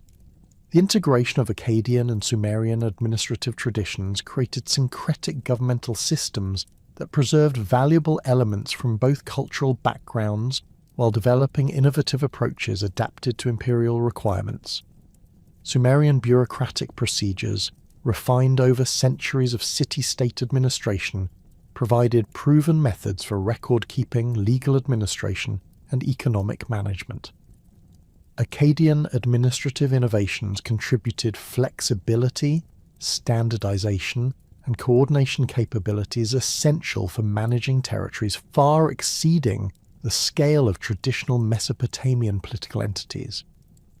Legal administration under the imperial system required the harmonization of diverse legal traditions and the development of unified judicial procedures capable of addressing disputes between individuals from different cultural backgrounds. Traditional Sumerian legal practices, based primarily on local customs and precedent-based decision-making, were supplemented by Akkadian legal concepts emphasizing written contracts, standardized penalties, and systematic appeals procedures. Imperial courts established in major provincial centers employed professional judges trained in both Sumerian and Akkadian legal traditions and capable of applying appropriate legal principles based on the cultural backgrounds of the parties involved in specific disputes. These courts maintained detailed records of legal proceedings and decisions that served as precedents for future cases while providing accountability mechanisms for judicial officials. The development of imperial legal codes involved the systematic compilation of legal principles and procedural requirements that could be applied consistently throughout the empire, while accommodating regional variations in custom and practice. These codes addressed issues including property rights, commercial disputes, family law, criminal penalties, and administrative violations, creating comprehensive legal frameworks that facilitated the peaceful resolution of conflicts between diverse populations. The role of royal daughters as priestesses in major temples throughout the empire represented a sophisticated political innovation that combined religious tradition with imperial control mechanisms. This practice, which involved the appointment of Sargon's daughters to high-ranking religious positions in important temples throughout Sumerian and Akkadian territories, created direct links between central authority and local religious institutions, while demonstrating imperial respect for traditional religious practices. The appointment of Enheduanna, Sargon's daughter, as high priestess of the moon god Nanna at established the most prominent example of this policy, while creating one of history's first known female authors and religious leaders. Her position at Ur's principal temple provided the imperial administration with direct influence over one of Mesopotamia's most important religious centres, while her literary compositions helped establish Akkadian religious and cultural legitimacy within traditional Sumerian religious frameworks. Similar appointments of royal daughters to major temples at Uruk, Nippur, Adab, and other important religious centres created a network of imperial representatives embedded within the most influential religious institution throughout the empire. These priestesses wielded considerable religious authority while serving as conduits for imperial policy and sources of intelligence about local political conditions and potential sources of resistance. The religious duties performed by these royal priestesses included the supervision of temple rituals, the management of extensive temple landholdings and economic resources, and the coordination of religious festivals that served important social and political functions within their communities. Their positions required extensive education in religious traditions, administrative procedures, and cultural practices from both Akkadian and Sumerian backgrounds, making them uniquely qualified to facilitate cultural integration while maintaining religious continuity. The economic impact of this policy extended beyond its political benefits, as royal priestesses supervised temple resources that included vast agricultural estates, craft production facilities, and commercial enterprises that generated substantial revenues for both religious institutions and imperial taxation systems. Their administrative responsibilities required sophisticated understanding of economic management, while their religious authority provided legitimacy for policy decisions affecting local communities. The development of imperial ideology under Sargon's administration involved the systematic integration of Akkadian and Sumerian religious and political concepts into unified theoretical frameworks that justified imperial authority while respecting diverse cultural traditions. This ideological synthesis drew upon Mesopotamian concepts of divine kingship, while introducing innovations that addressed the unique requirements of multi-ethnic imperial governance.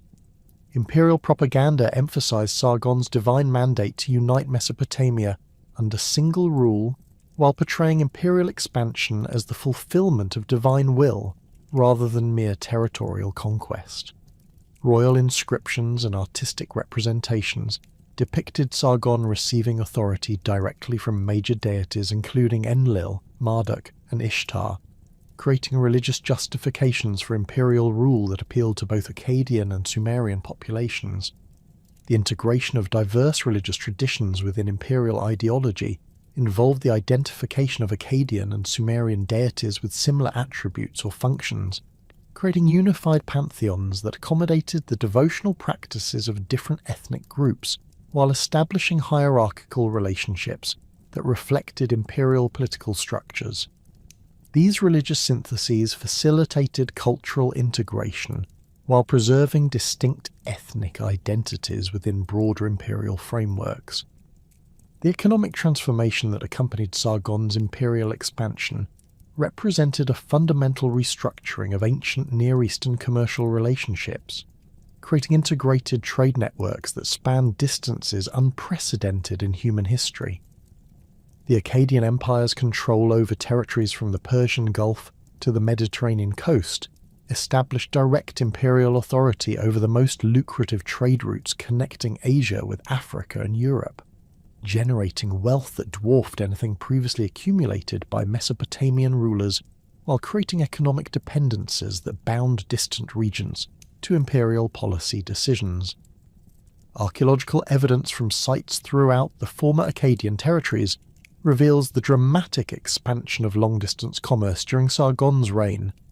with Mesopotamian manufactured goods appearing in context from the Indus Valley to Anatolia, and exotic materials from distant regions becoming commonplace in Akkadian urban centres.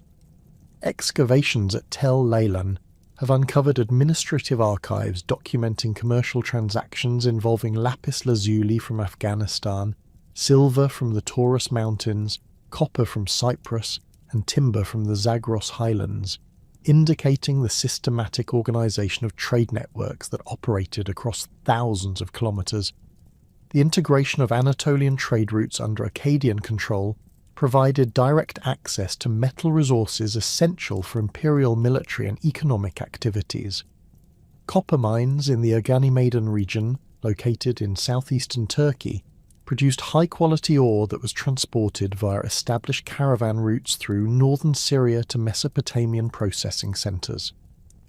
Imperial administrators stationed at key transportation nodes supervised the movement of these materials while collecting customs duties that generated substantial revenues for the central treasury. Administrative tablets from Kanesh document the presence of Akkadian merchants operating permanent trading establishments in Anatolia, complete with warehouses, residential quarters, and administrative facilities that served as forward bases for imperial commercial activities. Silver extraction operations in the Taurus Mountains became increasingly systematized under Akkadian administration, with imperial officials supervising mining activities while ensuring regular deliveries of precious metals to central processing facilities. The standardization of silver purity requirements throughout the empire created unified currency systems that facilitated large-scale commercial transactions while reducing the transaction costs associated with conducting business across multiple jurisdictions. Akkadian silver, refined according to imperial specifications and stamped with official quality marks, became widely accepted throughout the ancient Near East as a reliable medium of exchange. The eastern trade networks connecting Mesopotamia with the Iranian Plateau and the Indus Valley experienced unprecedented expansion during the Akkadian period, with imperial protection enabling merchants to operate across greater distances while carrying larger quantities of valuable goods. Excavations at Tepe Yahya in southeastern Iran have revealed extensive Akkadian influence in administrative practices, weight systems, and ceramic traditions, indicating sustained commercial relationships that went far beyond occasional trading contacts. Administrative seals bearing Akkadian royal names and titles have been discovered at sites throughout the Iranian plateau, demonstrating the projection of imperial authority along major trade routes. The organisation of these eastern trade networks required the establishment of permanent imperial representatives at strategic locations throughout the Iranian highlands, creating administrative infrastructure that could coordinate commercial activities while providing security for merchant caravans. These officials, typically appointed from experienced commercial administrators, maintained detailed records of trade volumes, collected customs duties, and supervised the construction and maintenance of caravanserais that provided secure accommodation for travelling merchants and their goods. Lapis lazuli trade from the Badakhshan region of Afghanistan became increasingly systematized under Akkadian administration, with imperial agents coordinating the extraction, processing, and transportation of this highly valued material. The brilliant blue stone, prized throughout the ancient world for its use in jewellery, decorative inlays, and religious artefacts, commanded premium prices that made its trade extremely profitable for imperial merchants. Administrative documents from Girsu record the receipt of lapis lazuli shipments weighing hundreds of kilograms, indicating the scale of these commercial operations. The control and exploitation of natural resources within imperial territories required the development of specialised administrative structures capable of coordinating extraction activities while ensuring efficient transportation to processing centres and markets. Timber resources in the Zagros Mountains and the Amanus Range became subject to systematic imperial exploitation, with specialised administrative units supervising logging operations, coordinating transportation arrangements, and maintaining detailed production records. Cedar extraction operations in the Amanus Mountains involved the establishment of permanent logging camps staffed by specialized workers who possessed the skills necessary for felling massive trees and preparing timber for long-distance transportation. These operations required substantial logistical support, including the construction of access roads, the establishment of supply depots, and the coordination of pack animal trains capable of transporting heavy timber loads across difficult mountainous terrain. Administrative tablets from these operations record the employment of thousands of workers during peak logging seasons, indicating the scale of imperial resource extraction activities. The transportation of timber from mountain extraction sites to Mesopotamian processing centres required the development of specialised logistics systems that could handle extremely heavy and bulky cargo across hundreds of kilometres. River transport along the Euphrates and its tributaries provided the most efficient means of moving large timber loads, necessitating the construction of specialised rafts and barges capable of carrying multiple cedar logs while navigating seasonal variations in water levels and current strength. Port facilities at key river junctions were expanded and improved to accommodate the increased volume of timber shipments. Metal resource exploitation within the empire involved the systematic development of copper mines in the Zagros foothills and the establishment of processing facilities capable of producing bronze alloys according to standardized imperial specifications. Archaeological surveys in the Diyala region have identified numerous ancient mining sites that show evidence of intensive exploitation during the Akkadian period, including specialized tools, processing equipment, and residential areas for mining personnel. The organization of mining operations required careful attention to both technical and administrative considerations, as copper extraction involved complex procedures for locating ore deposits, constructing safe extraction tunnels, and processing raw materials into usable metal products. Imperial mining administrators supervised these activities while maintaining detailed records of production levels, worker assignments, and equipment requirements. The standardization of copper purity and alloy compositions throughout the empire facilitated the mass production of military equipment, agricultural tools, and luxury goods that met consistent quality standards. Agricultural resource management within the empire involved the systematic expansion of irrigation systems and the introduction of improved cultivation techniques that increased productivity while supporting larger populations. The construction of major canal systems in northern Mesopotamia, including the extensive waterworks that supplied Akkad and its surrounding territories, required enormous investments of labour and materials while demonstrating sophisticated understanding of hydraulic engineering principles. Imperial agricultural administrators supervised the construction and maintenance of these irrigation systems while coordinating the allocation of water resources between different agricultural regions and urban centres. The regulation of water distribution involved complex legal and administrative procedures that balanced the competing needs of various communities, while ensuring adequate supplies for imperial administrative centres and military installations. Administrative archives from Gyursu document elaborate water-sharing agreements that specified allocation procedures, maintenance responsibilities, and dispute resolution mechanisms. The standardization of weights and measures throughout the empire represented one of Sargon's most significant administrative achievements, creating unified commercial and bureaucratic systems that facilitated trade, taxation, and governmental coordination across culturally diverse regions. Archaeological evidence reveals the systematic distribution of standardized measuring devices throughout imperial territories, with identical weightstones, measuring vessels, and linear measurement tools appearing at sites from Susa to Mari. The implementation of measurement standards required the establishment of regional calibration centres, staffed by imperial officials responsible for maintaining reference standards and ensuring compliance with imperial regulations. These facilities produced certified measuring devices that were distributed to merchants, tax collectors, and administrative personnel throughout their respective regions, while providing services for the verification and calibration of existing equipment. Administrative tablets document elaborate procedures for testing measuring devices and imposing penalties for the use of fraudulent or inaccurate equipment. Commercial law standardization throughout the empire created unified legal frameworks that reduced transaction costs while providing predictable dispute resolution mechanisms for merchants operating across multiple jurisdictions. Imperial commercial codes specified standard contract terms, established procedures for quality inspection and acceptance of goods, and defined penalties for various categories of commercial violations.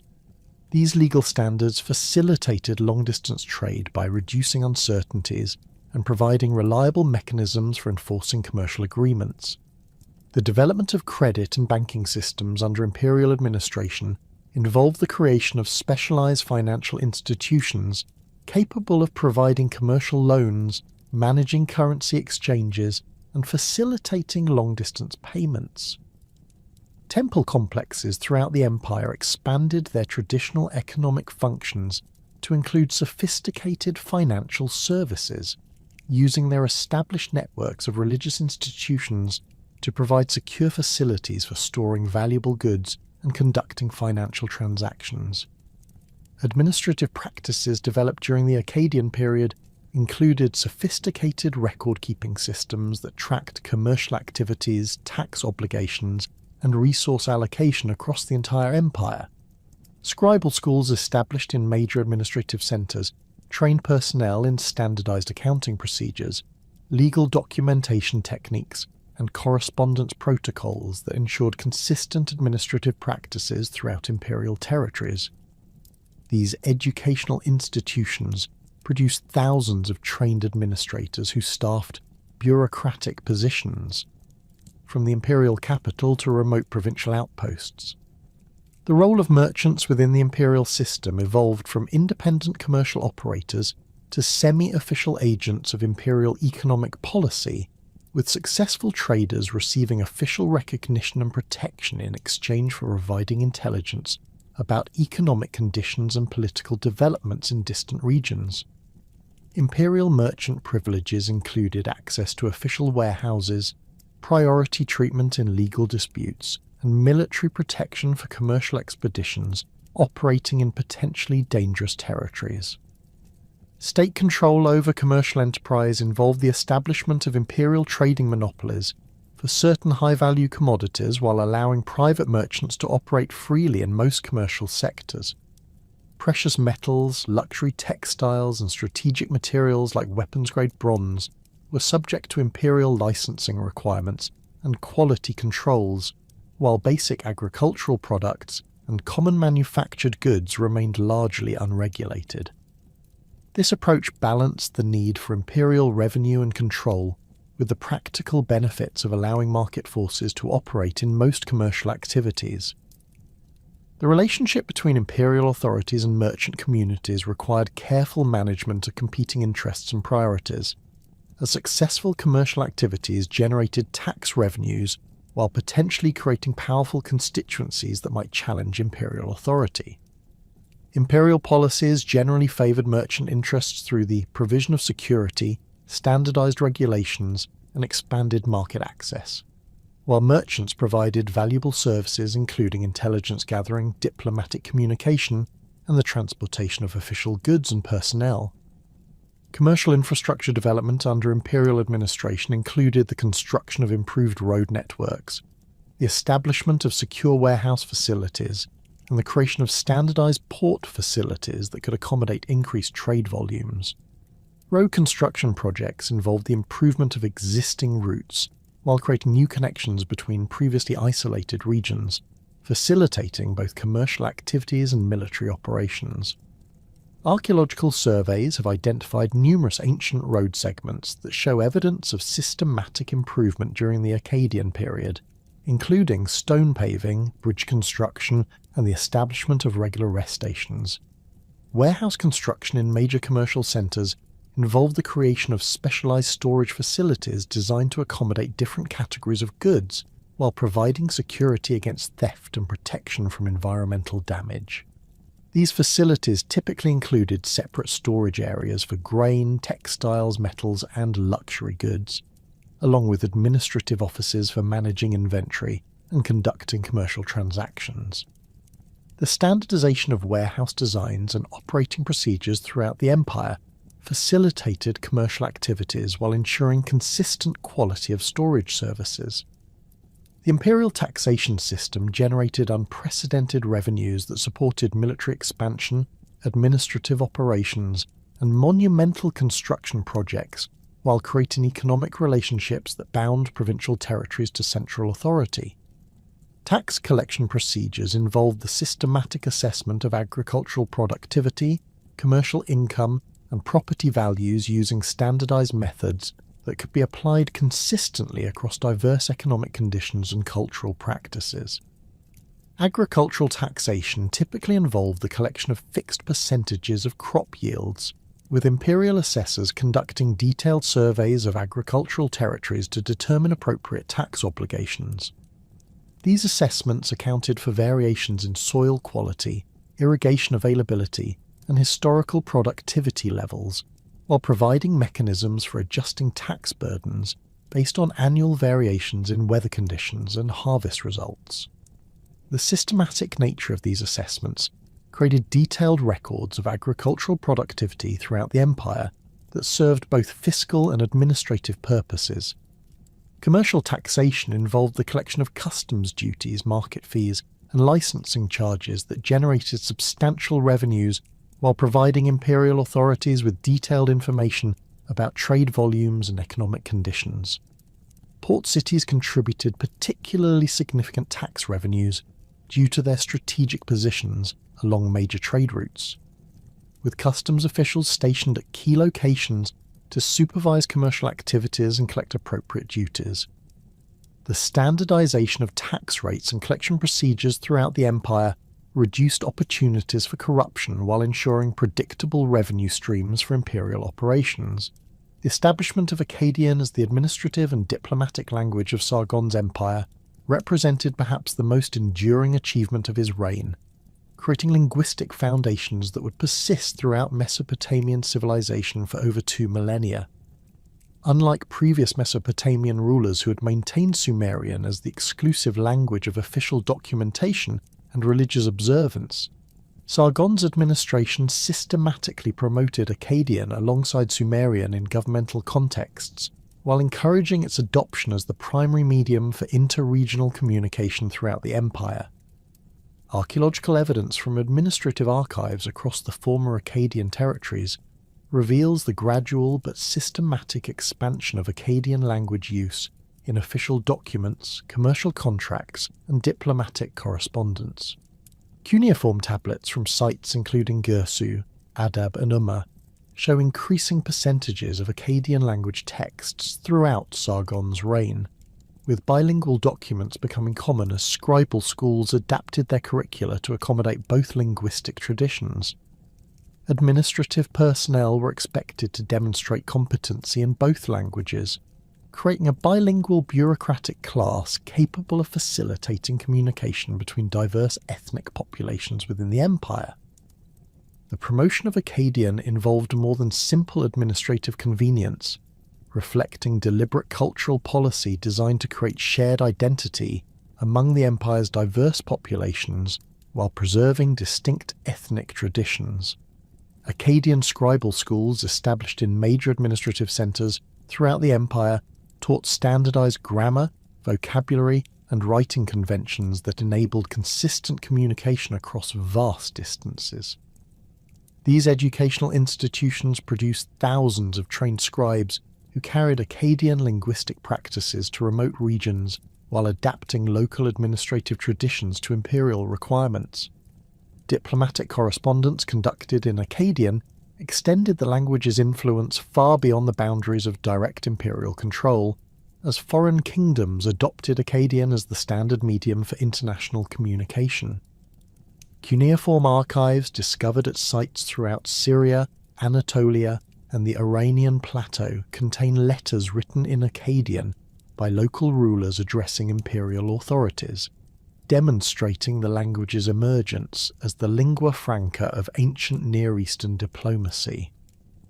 This linguistic influence persisted long after the collapse of Sargon's empire, with Akkadian remaining the preferred language for international correspondence throughout the 2nd millennium BC. The adaptation of cuneiform writing systems to accommodate Akkadian linguistic structures required significant technical innovations that influenced the development of written communication throughout the ancient world. Akkadian, as a Semitic language with grammatical structures fundamentally different from Sumerian, presented challenges for scribes accustomed to writing systems developed for agglutinative languages. Imperial scribal schools developed new conventions for representing Akkadian verbal forms, case endings, and syntactic relationships within the constraints of cuneiform syllabic writing. These linguistic innovations included the systematic use of phonetic complements to clarify the pronunciation of logographic signs, the development of new syllabic values for existing cuneiform characters, and the creation of entirely new signs to represent Akkadian sounds that had no Sumerian equivalents. Administrative documents from the period show remarkable consistency in these innovations across different regions, indicating centralized coordination of scribal training and the systematic dissemination of standardized writing practices throughout the empire. Commercial documentation in Akkadian facilitated trade relationships that extended far beyond imperial boundaries, as merchants throughout the ancient Near East adopted Akkadian commercial terminology and legal formulations for international business transactions. Contract tablets from sites including Kanesh in Anatolia and Susa in Elam employ Akkadian legal language, even when the contracting parties were not subjects of the Akkadian Empire, demonstrating the practical advantages of using a widely understood commercial language for complex business relationships.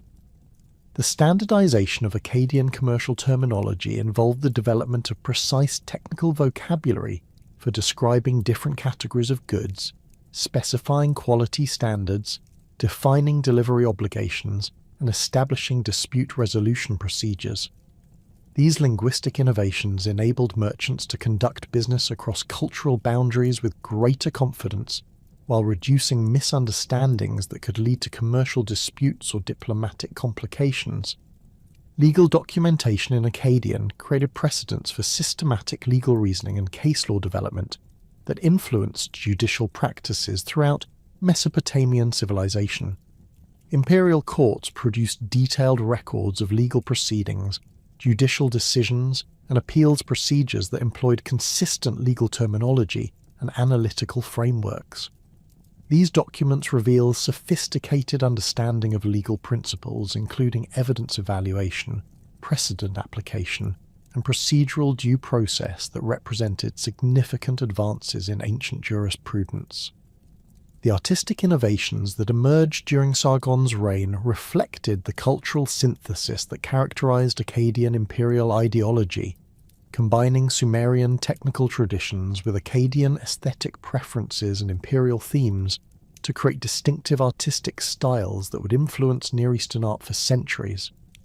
Royal sculpture from the Akkadian period demonstrates remarkable technical sophistication while introducing new approaches to portraiture, narrative representation, and symbolic communication that departed significantly from earlier Mesopotamian artistic conventions. The famous bronze head traditionally identified as Sargon, discovered at Nineveh and now housed in the Iraq Museum in Baghdad, exemplifies the artistic innovations of the Akkadian period through its combination of realistic portraiture with idealized royal imagery. The sculpture's technical execution demonstrates advanced metalworking capabilities, including sophisticated casting techniques, detailed surface finishing, and the integration of different materials to create complex visual effects. The facial features, rendered with careful attention to individual characteristics while maintaining the dignity and authority appropriate for royal representation, established new standards for portrait sculpture throughout the ancient Near East. Archaeological examination of this bronze head reveals construction techniques that required exceptional skill in metal casting and finishing, including the use of the lost wax process for creating detailed facial features and the careful integration of separately cast elements to create the complex hairstyle and beard arrangement.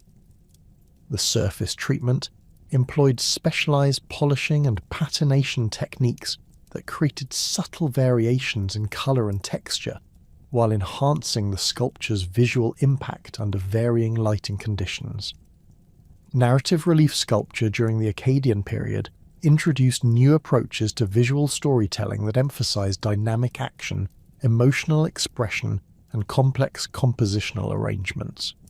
The victory stele of Naram Sin, though created during the reign of Sargon's grandson, reflects artistic traditions established during Sargon's time through its innovative use of diagonal composition, hierarchical scaling, and symbolic landscape elements to create powerful visual narratives of imperial triumph.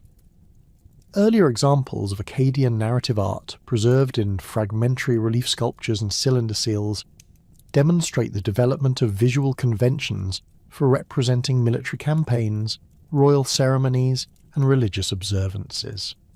These works employed sophisticated understanding of spatial relationships, figure grouping, and symbolic representation to communicate complex historical and ideological messages to diverse audiences throughout the empire. Cylinder seal production during the Akkadian period reached unprecedented levels of artistic sophistication and technical refinement, creating miniature masterworks that served both practical administrative functions and artistic expression. Akkadian seals employed advanced engraving techniques to create intricate designs that combined realistic figure representation with complex symbolic elements and decorative patterns. The standardization of certain iconographic elements across different regions indicates centralized artistic direction, while regional variations demonstrate local adaptation of imperial artistic themes. The iconographic programs developed for Akkadian royal art established visual vocabularies for representing imperial authority, divine sanction, and military prowess that influenced royal art throughout subsequent Near Eastern history. These programs employed consistent symbolic elements, including specific divine figures, ceremonial objects, architectural settings, and landscape features that created immediately recognizable references to imperial ideology and royal legitimacy. Religious policies implemented throughout the Akkadian Empire required careful balance between imperial unity and local autonomy, as Sargon's administration sought to create shared religious frameworks while avoiding the cultural disruption that might provoke resistance or rebellion. The integration of Akkadian deities into existing Sumerian religious hierarchies involved sophisticated theological synthesis that identified corresponding divine figures while preserving the distinct characteristics and cult practices associated with different ethnic traditions. The goddess Ishtar emerged as a central figure in imperial religious policy through her identification with the Sumerian Inanna, creating unified goddess worship that could accommodate both Akkadian and Sumerian devotional practices. Imperial religious texts describe elaborate ceremonies that honoured both aspects of this composite deity, while maintaining separate cult centres and ritual traditions that served the specific needs of the different ethnic communities. Archaeological evidence from major temples throughout the empire reveals architectural modifications that accommodated both Akkadian and Sumerian ritual requirements within unified ceremonial complexes. Temple administration under imperial authority involved the systematic integration of religious institutions into governmental structures while preserving their traditional autonomy in purely religious matters. Imperial appointments to major priestly positions, particularly the installation of royal daughters as high priestesses in important temples, created direct links between central authority and local religious hierarchies, while demonstrating imperial respect for established religious traditions. The appointment of Enheduanna as high priestess of the moon god Nanna at Ur represented the most significant example of this policy. creating precedents for royal involvement in religious administration that would influence Mesopotamian religious practices for centuries. Her literary compositions, including hymns to Inanna Ishtar and temple songs that celebrated both Akkadian and Sumerian religious traditions, demonstrate the sophisticated theological synthesis that characterized imperial religious policy. Religious festivals throughout the empire were expanded and standardized to accommodate imperial themes while preserving local traditions and seasonal observances. These celebrations provided opportunities for demonstrating imperial authority through ceremonial displays while reinforcing community solidarity and cultural continuity. Administrative documents from various temple complexes reveal detailed planning for festivals that involved participants from throughout their respective regions, creating shared religious experiences that transcended ethnic boundaries. Imperial religious architecture incorporated elements from both Akkadian and Sumerian building traditions, while introducing innovations designed to accommodate larger congregations and more complex ceremonial requirements.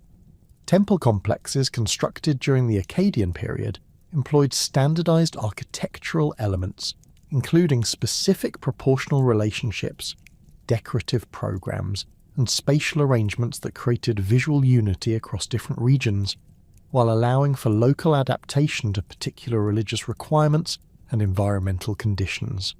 The development of imperial propaganda involved the systematic creation of texts, images, and ceremonial practices designed to legitimize Akkadian authority, while promoting shared identity among diverse populations throughout the empire. Royal inscriptions from the period employ consistent rhetorical strategies that emphasize divine sanction, military prowess, and benevolent governance while addressing specific concerns of different ethnic communities within the imperial framework.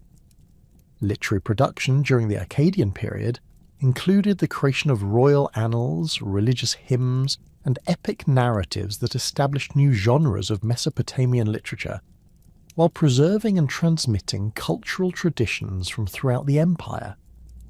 These texts employed sophisticated literary techniques, including parallel structure, metaphorical language, and complex narrative frameworks that demonstrated advanced understanding of literary composition and audience engagement. The Akkadian language became the vehicle for preserving and transmitting Sumerian literary traditions, as bilingual scribes created Akkadian translations of important Sumerian texts, while composing new works that drew upon both linguistic traditions. This literary synthesis preserved valuable cultural heritage, while creating new forms of artistic expression that reflected the cultural diversity and intellectual sophistication of imperial society.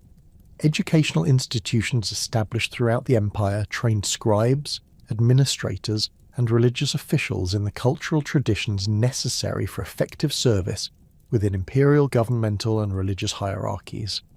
These schools employed standardized curricula that included instruction in both Akkadian and Sumerian languages, mathematical and accounting procedures, legal principles, and religious traditions from throughout the empire.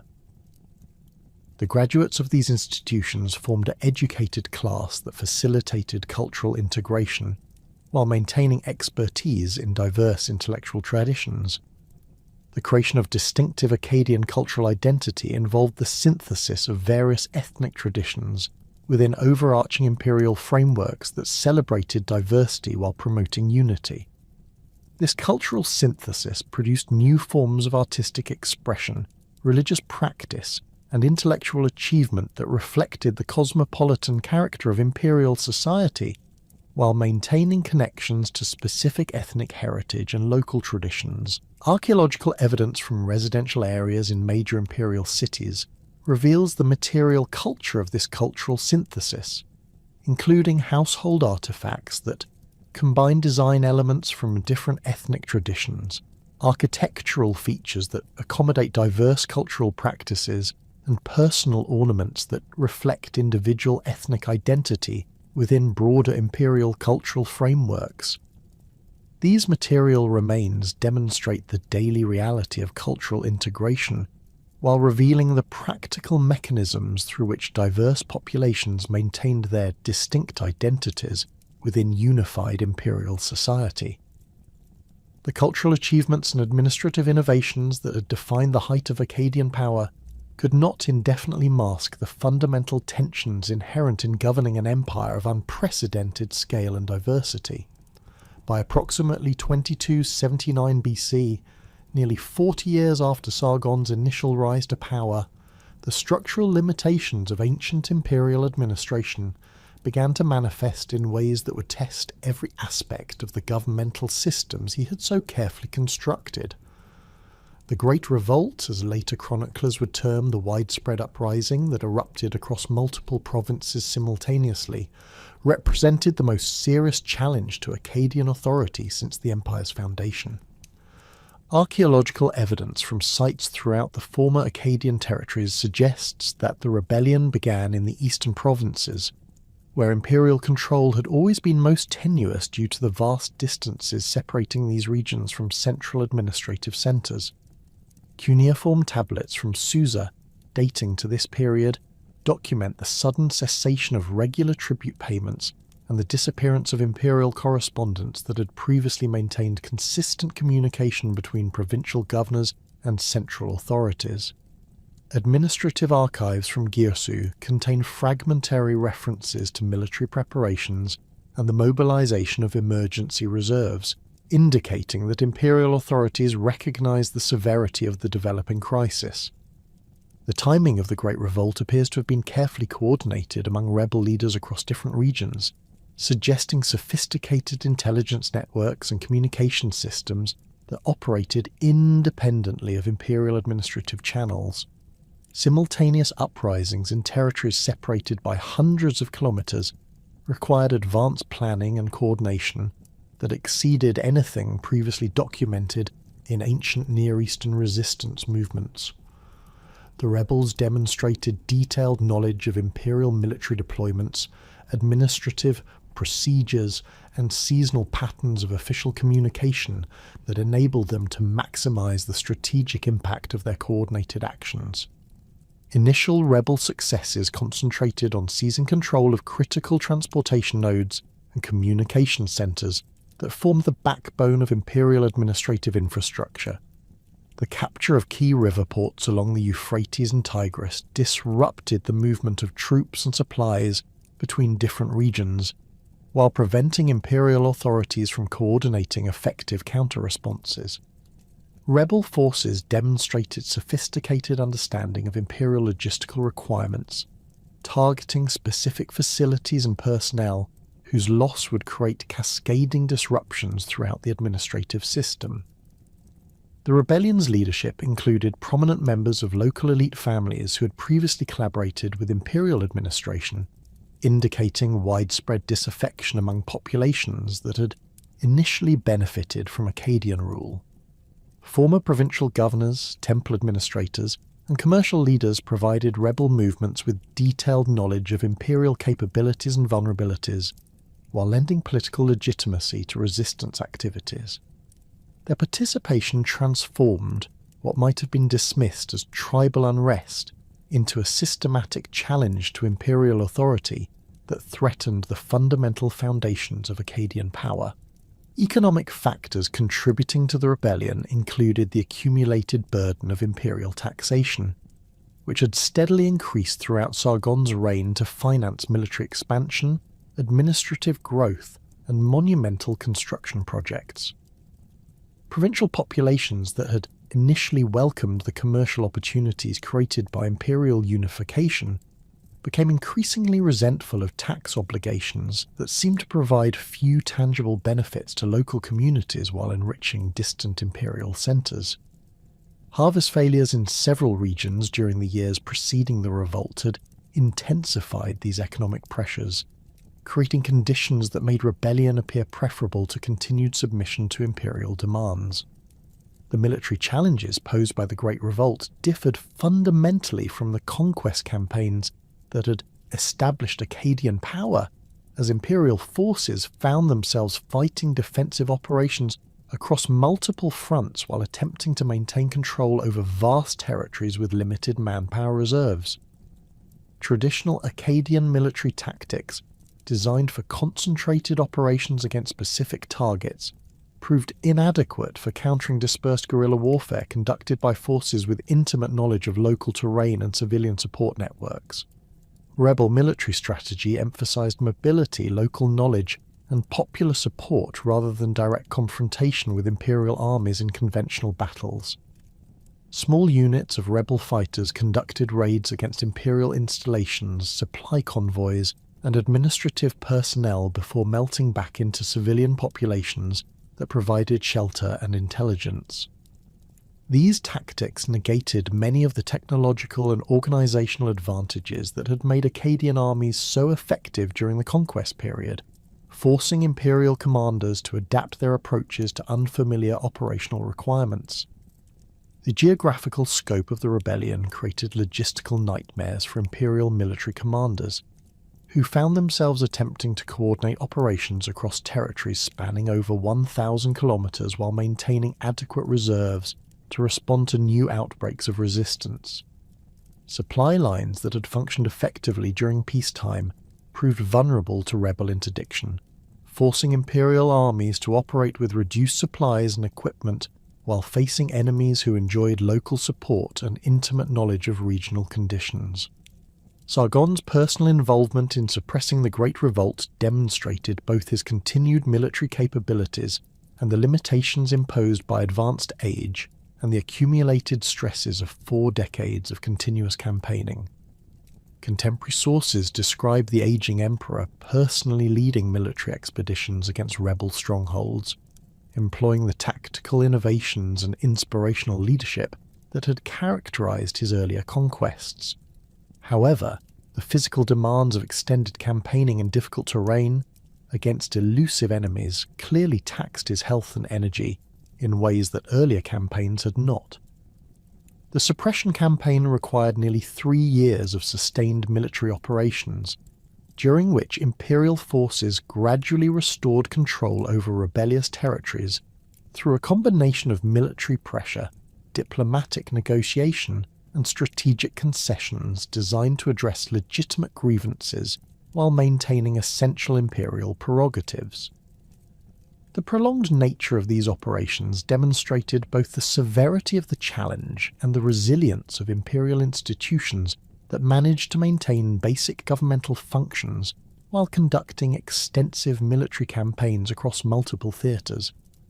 Military innovations developed during the counter-rebellion campaign included the creation of specialised units trained for operations against irregular forces, the establishment of fortified bases designed to provide secure logistics hubs in hostile territory, and the development of intelligence networks capable of penetrating rebel organizations and civilian support structures. These adaptations required significant modifications to traditional Akkadian military organization, while creating new tactical capabilities that would influence imperial military doctrine throughout subsequent periods. The eventual success of imperial forces in suppressing the Great Revolt resulted from systematic application of superior resources and organizational capabilities rather than decisive military victories in conventional battles. Imperial commanders gradually isolated rebel forces from their support networks while offering amnesty to participants who abandoned the rebellion voluntarily. This approach minimized casualties while preserving human resources essential for post-rebellion reconstruction and administration. Political concessions implemented during the suppression campaign included reductions in tax rates for affected regions, the replacement of unpopular provincial governors with administrators drawn from local elite families, and the establishment of formal procedures for addressing grievances against imperial policies. These reforms acknowledged legitimate concerns that had contributed to the rebellion while maintaining essential imperial authority over critical governmental functions. The demographic and economic impact of the Great Revolt extended far beyond immediate military casualties, as prolonged warfare disrupted agricultural production, commercial activities, and normal administrative functions throughout affected regions. Archaeological evidence from sites including Tel Leilan and Tel Brak reveals evidence of population displacement, agricultural abandonment, and commercial disruption that required years of recovery efforts. The reconstruction process placed additional strains on imperial resources while highlighting the fragility of the economic relationships that sustained imperial prosperity. Administrative reforms implemented following the suppression of the Great Revolt reflected hard-learned lessons about the limitations of centralized control over vast territories populated by diverse ethnic groups with distinct cultural traditions and economic interests.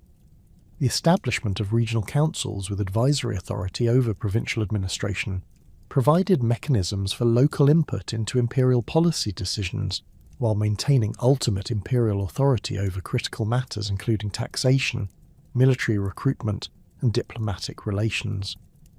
The creation of formal appeals procedures for challenging administrative decisions provided institutional channels for addressing grievances that might otherwise contribute to political unrest.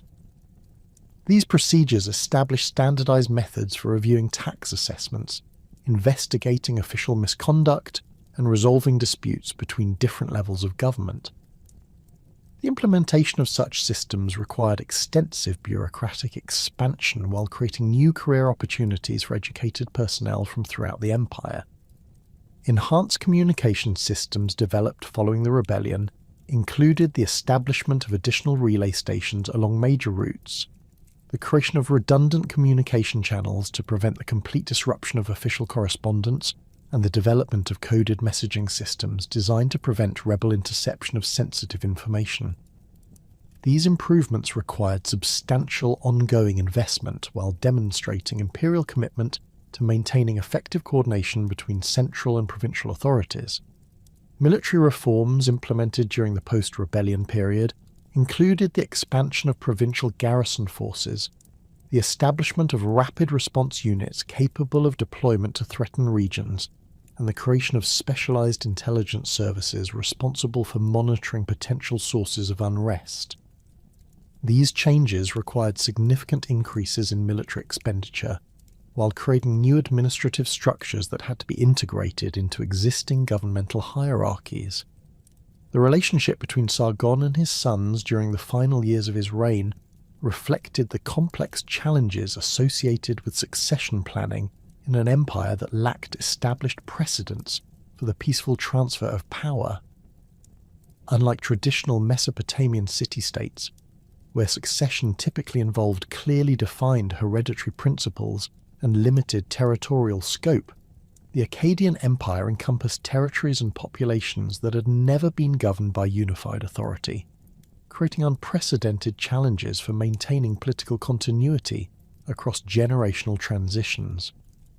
Rimush, Sargon's elder son and designated heir, received extensive preparation for imperial leadership through direct participation in military campaigns, administrative oversight responsibilities, and diplomatic missions that provided practical experience in the various aspects of imperial governance. Contemporary administrative documents record his involvement in tax collection supervision, military recruitment activities, and the negotiation of commercial agreements with foreign kingdoms. This hands-on training approach reflected Sargon's recognition that effective imperial leadership required comprehensive understanding of the diverse challenges facing imperial administration. The assignment of specific regional responsibilities to different royal family members created a distributed leadership structure that provided backup capabilities while ensuring continuity of imperial authority in the event of unexpected developments. Manish-Tushu, Sargon's younger son, received particular responsibility for eastern provincial administration and commercial relationships with Iranian plateau kingdoms. His extensive travels throughout these regions provided detailed knowledge of local conditions while establishing personal relationships with key political and commercial leaders. Succession planning during this period involved the gradual transfer of specific administrative responsibilities from Sargon to his designated successors, while maintaining overall imperial coordination under his direct authority. This approach enabled the royal heirs to develop practical governing experience, while providing mechanisms for addressing potential succession disputes before they could threaten imperial stability. Administrative archives from Akkad document the systematic delegation of authority over various governmental functions while preserving ultimate decision-making power in Sargon's hands. The integration of royal family members into imperial administration created new opportunities for political advancement among non-royal administrators, while establishing clear hierarchical relationships that defined career advancement paths within the imperial bureaucracy.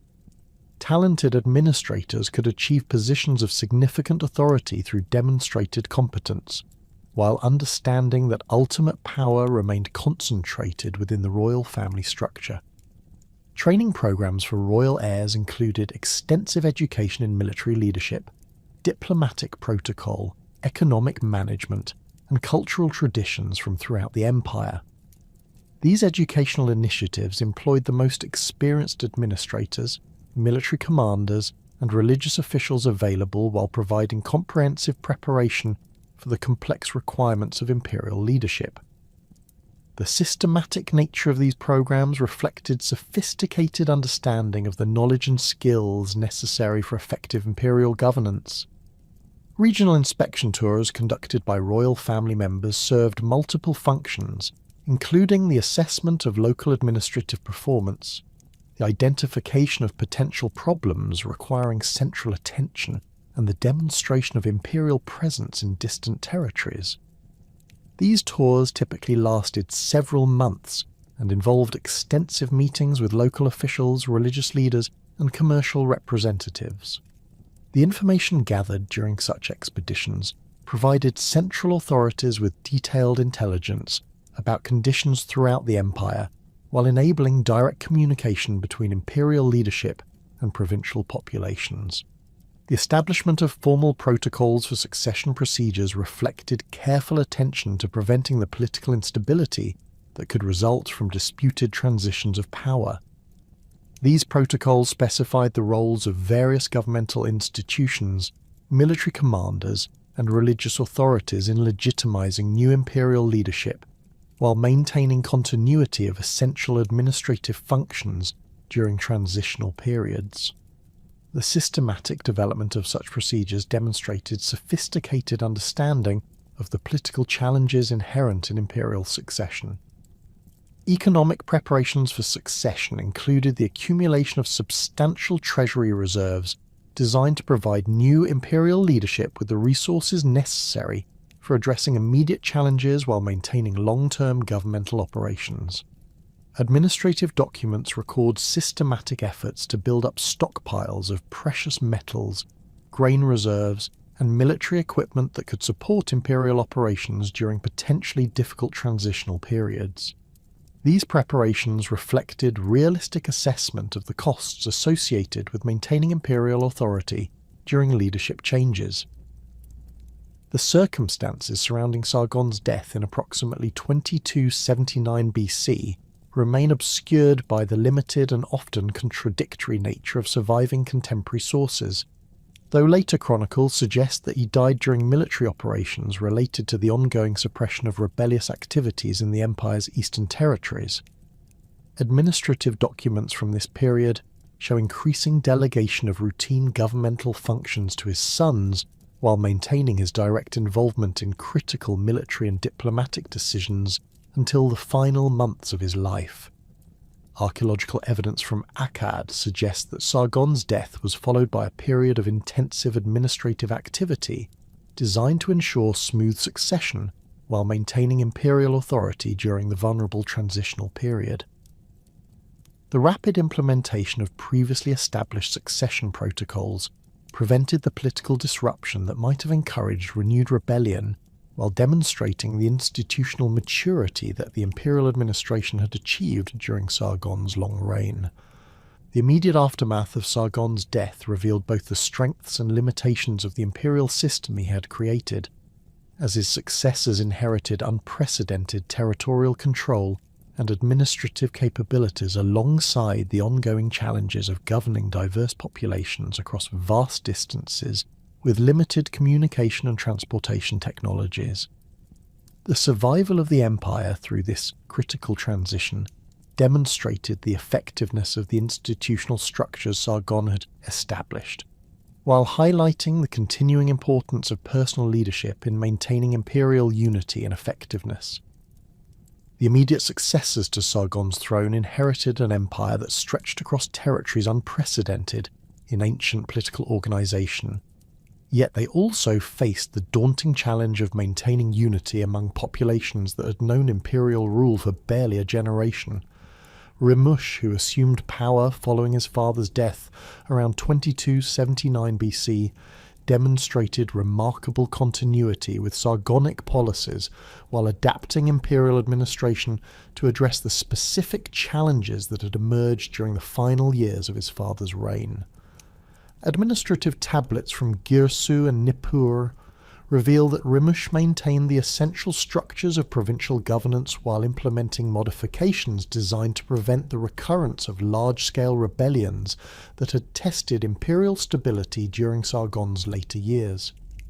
The military campaigns conducted under Rimush's leadership revealed both the enduring effectiveness of Akkadian imperial organisation and the persistent challenges associated with governing ethnically diverse territories across vast distances. Contemporary royal inscriptions describe systematic operations against rebellious populations in Elam and the Zagros Highlands, employing tactical approaches that combine traditional Akkadian siege warfare techniques with the counterinsurgency methods developed during the suppression of the Great Revolt. These campaigns require the deployment of substantial military forces across multiple theatres while maintaining adequate reserves to address potential threats in other regions. Archaeological evidence from sites including Susa and Tell Malian indicates that Rimush's eastern campaigns achieved significant military success, while establishing more effective administrative control over territories that had remained only loosely integrated into the imperial system under Sargon's rule. The construction of permanent garrison facilities and administrative centres in these regions demonstrated long-term commitment to imperial expansion while creating infrastructure that would support continued Akkadian presence for generations. Administrative seals bearing Rimush's royal titulature have been discovered at sites throughout the Iranian plateau, indicating the extension of direct imperial authority into territories that had previously acknowledged only nominal Akkadian suzerainty. The administrative innovations implemented during Rimush's reign included enhanced provincial reporting requirements designed to provide central authorities with more detailed and timely information about conditions throughout the empire. Standardized reporting formats required provincial governors to submit regular assessments of agricultural productivity, commercial activity, military readiness, and potential sources of political unrest. These reports, preserved in fragmentary form in various administrative archives, reveal sophisticated understanding of the information requirements necessary for effective imperial governance, while demonstrating the bureaucratic capabilities that had developed within the Akkadian administrative system. Manish-Tushu, who succeeded his brother Rimush around 2270 BC, continued the expansionist policies that had characterized Akkadian imperial development, while introducing significant innovations in commercial organization and resource exploitation. Contemporary sources describe ambitious naval expeditions conducted along the Persian Gulf coast, extending Akkadian influence into territories that had remained beyond the reach of land-based military operations. These maritime campaigns required the development of specialized naval capabilities, including the construction of seaworthy vessels capable of extended operations in open water and the training of personnel skilled in naval warfare and amphibious assault techniques. Administrative documents from Ur and other southern Mesopotamian ports record extensive preparations for these naval expeditions, including the procurement of specialized equipment, the recruitment of experienced mariners, and the establishment of supply bases along the anticipated route of operations. The scale of these preparations indicates systematic planning and resource allocation that exceeded anything previously attempted in ancient maritime warfare. Archaeological surveys along the Persian Gulf coast have identified several sites that show evidence of Akkadian presence during this period, including fortified installations and administrative facilities that supported extended imperial operations in these remote regions. The commercial benefits derived from Manishtushu's naval campaigns included direct access to valuable resources including precious stones, exotic woods, and rare metals that commanded premium prices in Mesopotamian markets. Administrative records document the arrival of substantial quantities of diorite, carnelian, and other valuable materials that were subsequently employed in royal construction projects and luxury craft production. The systematic exploitation of these resources required the establishment of specialized extraction operations and transportation networks that extended imperial economic influence far beyond the boundaries of direct territorial control. The long-term influence of Sargonic imperial concepts on Mesopotamian political development extended far beyond the chronological boundaries of the Akkadian Empire itself, creating precedents and expectations that would shape royal ideology and administrative practice throughout subsequent Near Eastern history. The concept of universal kingship, first articulated in Sargonic royal inscriptions that claimed authority over all lands and the four quarters of the world, established theoretical frameworks for imperial legitimacy that would be adopted and adapted by rulers throughout the ancient Near East for centuries. Archaeological evidence from Neo-Assyrian palace complexes reveals extensive references to Sargonic precedents in royal art, architectural decoration, and ceremonial protocols employed by rulers who sought to legitimize their own imperial ambitions through association with the Akkadian legacy. Relief sculptures from the palace of Sargon II of Assyria at Dur-Sharukin demonstrate detailed knowledge of Akkadian artistic conventions while adapting these traditions to contemporary political and religious requirements. The conscious emulation of Akkadian imperial symbolism by Assyrian rulers indicates the enduring prestige associated with Sargonic achievements, even after more than a millennium had passed since the empire's collapse. The administrative innovations pioneered during the Akkadian period provided practical models for subsequent imperial experiments throughout Mesopotamian history. The provincial governor system established by Sargon, with its careful balance between central control and local autonomy, influenced administrative organization in the Neo-Assyrian, Neo-Babylonian, and Persian empires that would later dominate the region. Cuneiform legal documents from various periods reveal the persistence of Akkadian administrative terminology, procedural protocols, and bureaucratic structures that had proven effective for managing large-scale territorial states.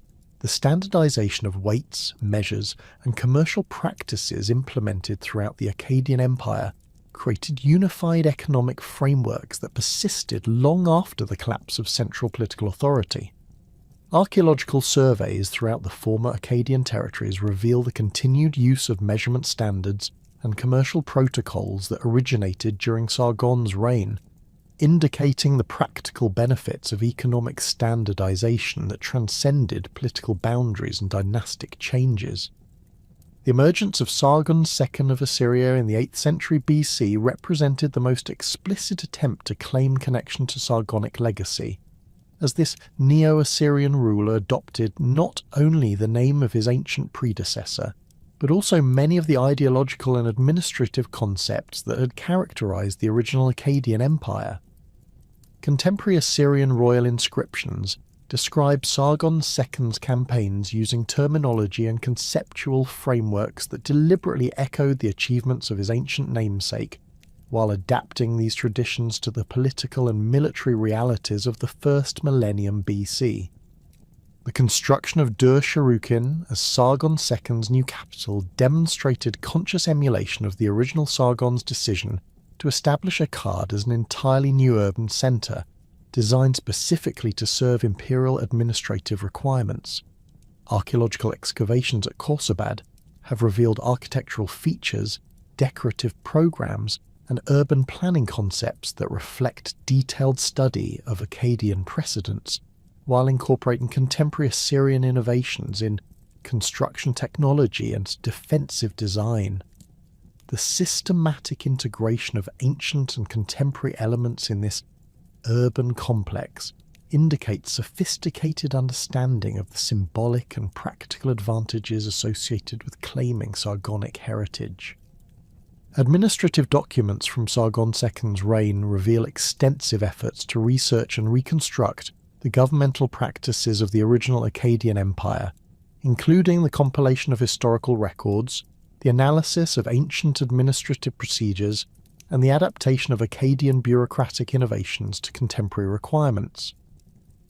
Royal libraries established during this period contained copies of Akkadian administrative documents, legal codes, and historical chronicles that served as reference materials for contemporary policy development, while preserving valuable information about ancient imperial practices. The conscious adoption of Akkadian royal titulature by Sargon II and other Neo-Assyrian rulers created direct ideological connections between contemporary imperial authority and ancient precedents that enhanced the legitimacy of Assyrian expansion, while providing historical justification for territorial conquest and administrative innovation. The systematic use of titles, including King of the Universe and Ruler of the Four Quarters, demonstrated explicit claims to inherit the universal authority that had characterized Sargonic imperial ideology. The transformation of Sargon from historical figure to legendary archetype occurred gradually throughout the second and first millennia BC, as successive generations of scribes, chroniclers, and royal propagandists elaborated upon the historical record to create increasingly mythologized narratives that emphasize supernatural elements and divine intervention in Sargonic achievements. The birth legend of Sargon, preserved in multiple versions throughout Mesopotamian literature, represents the culmination of this mythologization process, while demonstrating the enduring fascination with Sargonic origins and early career. Literary analysis of these legendary accounts reveals systematic adaptation of widespread Near Eastern heroic motifs to Sargonic historical material, creating composite narratives that combined factual elements with folkloric traditions, designed to enhance the dramatic impact and moral significance of the Sargonic story. The consistent emphasis on humble origins, divine protection, and extraordinary achievement in these accounts reflects the ideological requirements of societies that employed Sargonic legend to legitimize contemporary political arrangements and social hierarchies. The preservation and transmission of Sargonic historical material throughout subsequent Mesopotamian civilization required the continuous efforts of scribal schools, temple archives, and royal libraries that maintained extensive collections of historical documents, literary compositions, and administrative records related to the Akkadian period. Archaeological discoveries at sites including Nineveh, Babylon, and Sippar have revealed substantial archives containing copies of Akkadian texts that had been preserved and recopied for centuries, indicating systematic efforts to maintain historical continuity and cultural memory across extended periods of political disruption. Educational curricula employed in Mesopotamian scribal schools throughout the second and first millennia BC included extensive instruction in Akkadian language, literature, and historical traditions that ensured the continued transmission of Sargonic cultural legacy to successive generations of educated personnel. Student exercises preserved in archaeological contexts reveal detailed study of Akkadian royal inscriptions, administrative documents, and literary compositions that provided practical training in advanced cuneiform literacy, while maintaining familiarity with historical precedents and cultural traditions.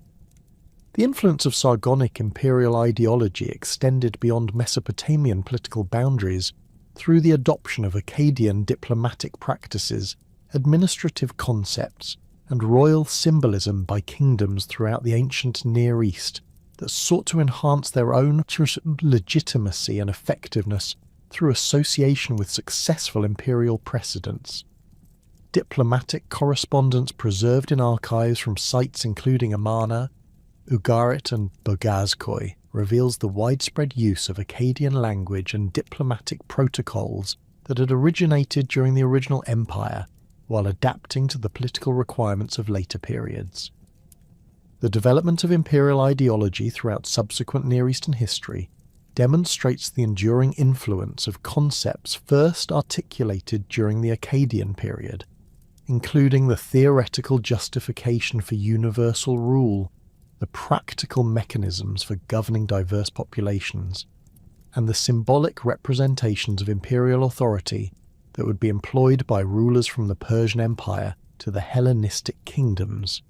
The systematic study of Akkadian precedents by later imperial administrators indicates recognition of the practical value of Sargonic innovations while demonstrating the intellectual sophistication of ancient political theorists who sought to understand and improve upon earlier governmental experiments. Archaeological evidence for the long-term impact of Akkadian cultural achievements includes the persistence of artistic styles, architectural features, and craft production techniques that originated during Sargon's reign while evolving to meet the requirements of changing political and cultural contexts.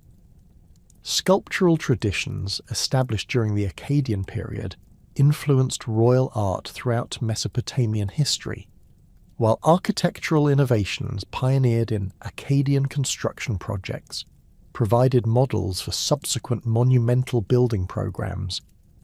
The linguistic legacy of the Akkadian Empire proved particularly enduring, as Akkadian remained the primary language of scholarship, diplomacy, and administration throughout much of the ancient Near East for over 2 millennia after Sargon's death. The systematic promotion of Akkadian during the imperial period created educational institutions, literary traditions, and bureaucratic practices that continued to function long after the collapse of centralized political authority, demonstrating the cultural foundations necessary for sustained intellectual and administrative achievement. The ultimate significance of Sargon of Akkad in ancient Near Eastern history extends far beyond his military conquests or administrative innovations to encompass his role in establishing the theoretical and practical foundations for imperial governance that would influence political development throughout the region for centuries. His transformation of Mesopotamian political organization from fragmented city-state competition to unified territorial administration created precedents for large-scale governmental coordination while demonstrating the practical benefits of economic integration and cultural synthesis. The enduring fascination with Sargonic achievement throughout subsequent Mesopotamian civilization reflects recognition of his pivotal role in establishing the political, economic, and cultural frameworks that would define Near Eastern civilization for millennia. His legacy encompasses not only the immediate achievements of territorial conquest and administrative innovation, but also the long-term influence of imperial concepts that would inspire and guide rulers throughout the ancient world in their efforts to create stable, prosperous, and enduring political institutions. In the final analysis, Sargon of Akkad stands as the foundational figure of imperial history, whose innovations in governance, military organization, economic integration, and cultural synthesis established the fundamental patterns that would characterize large-scale political organization throughout the ancient world and beyond. His transformation from historical ruler to legendary archetype demonstrates the profound impact of his achievements on human political imagination, while highlighting the enduring relevance of his governmental innovations for understanding the development of complex political institutions throughout history.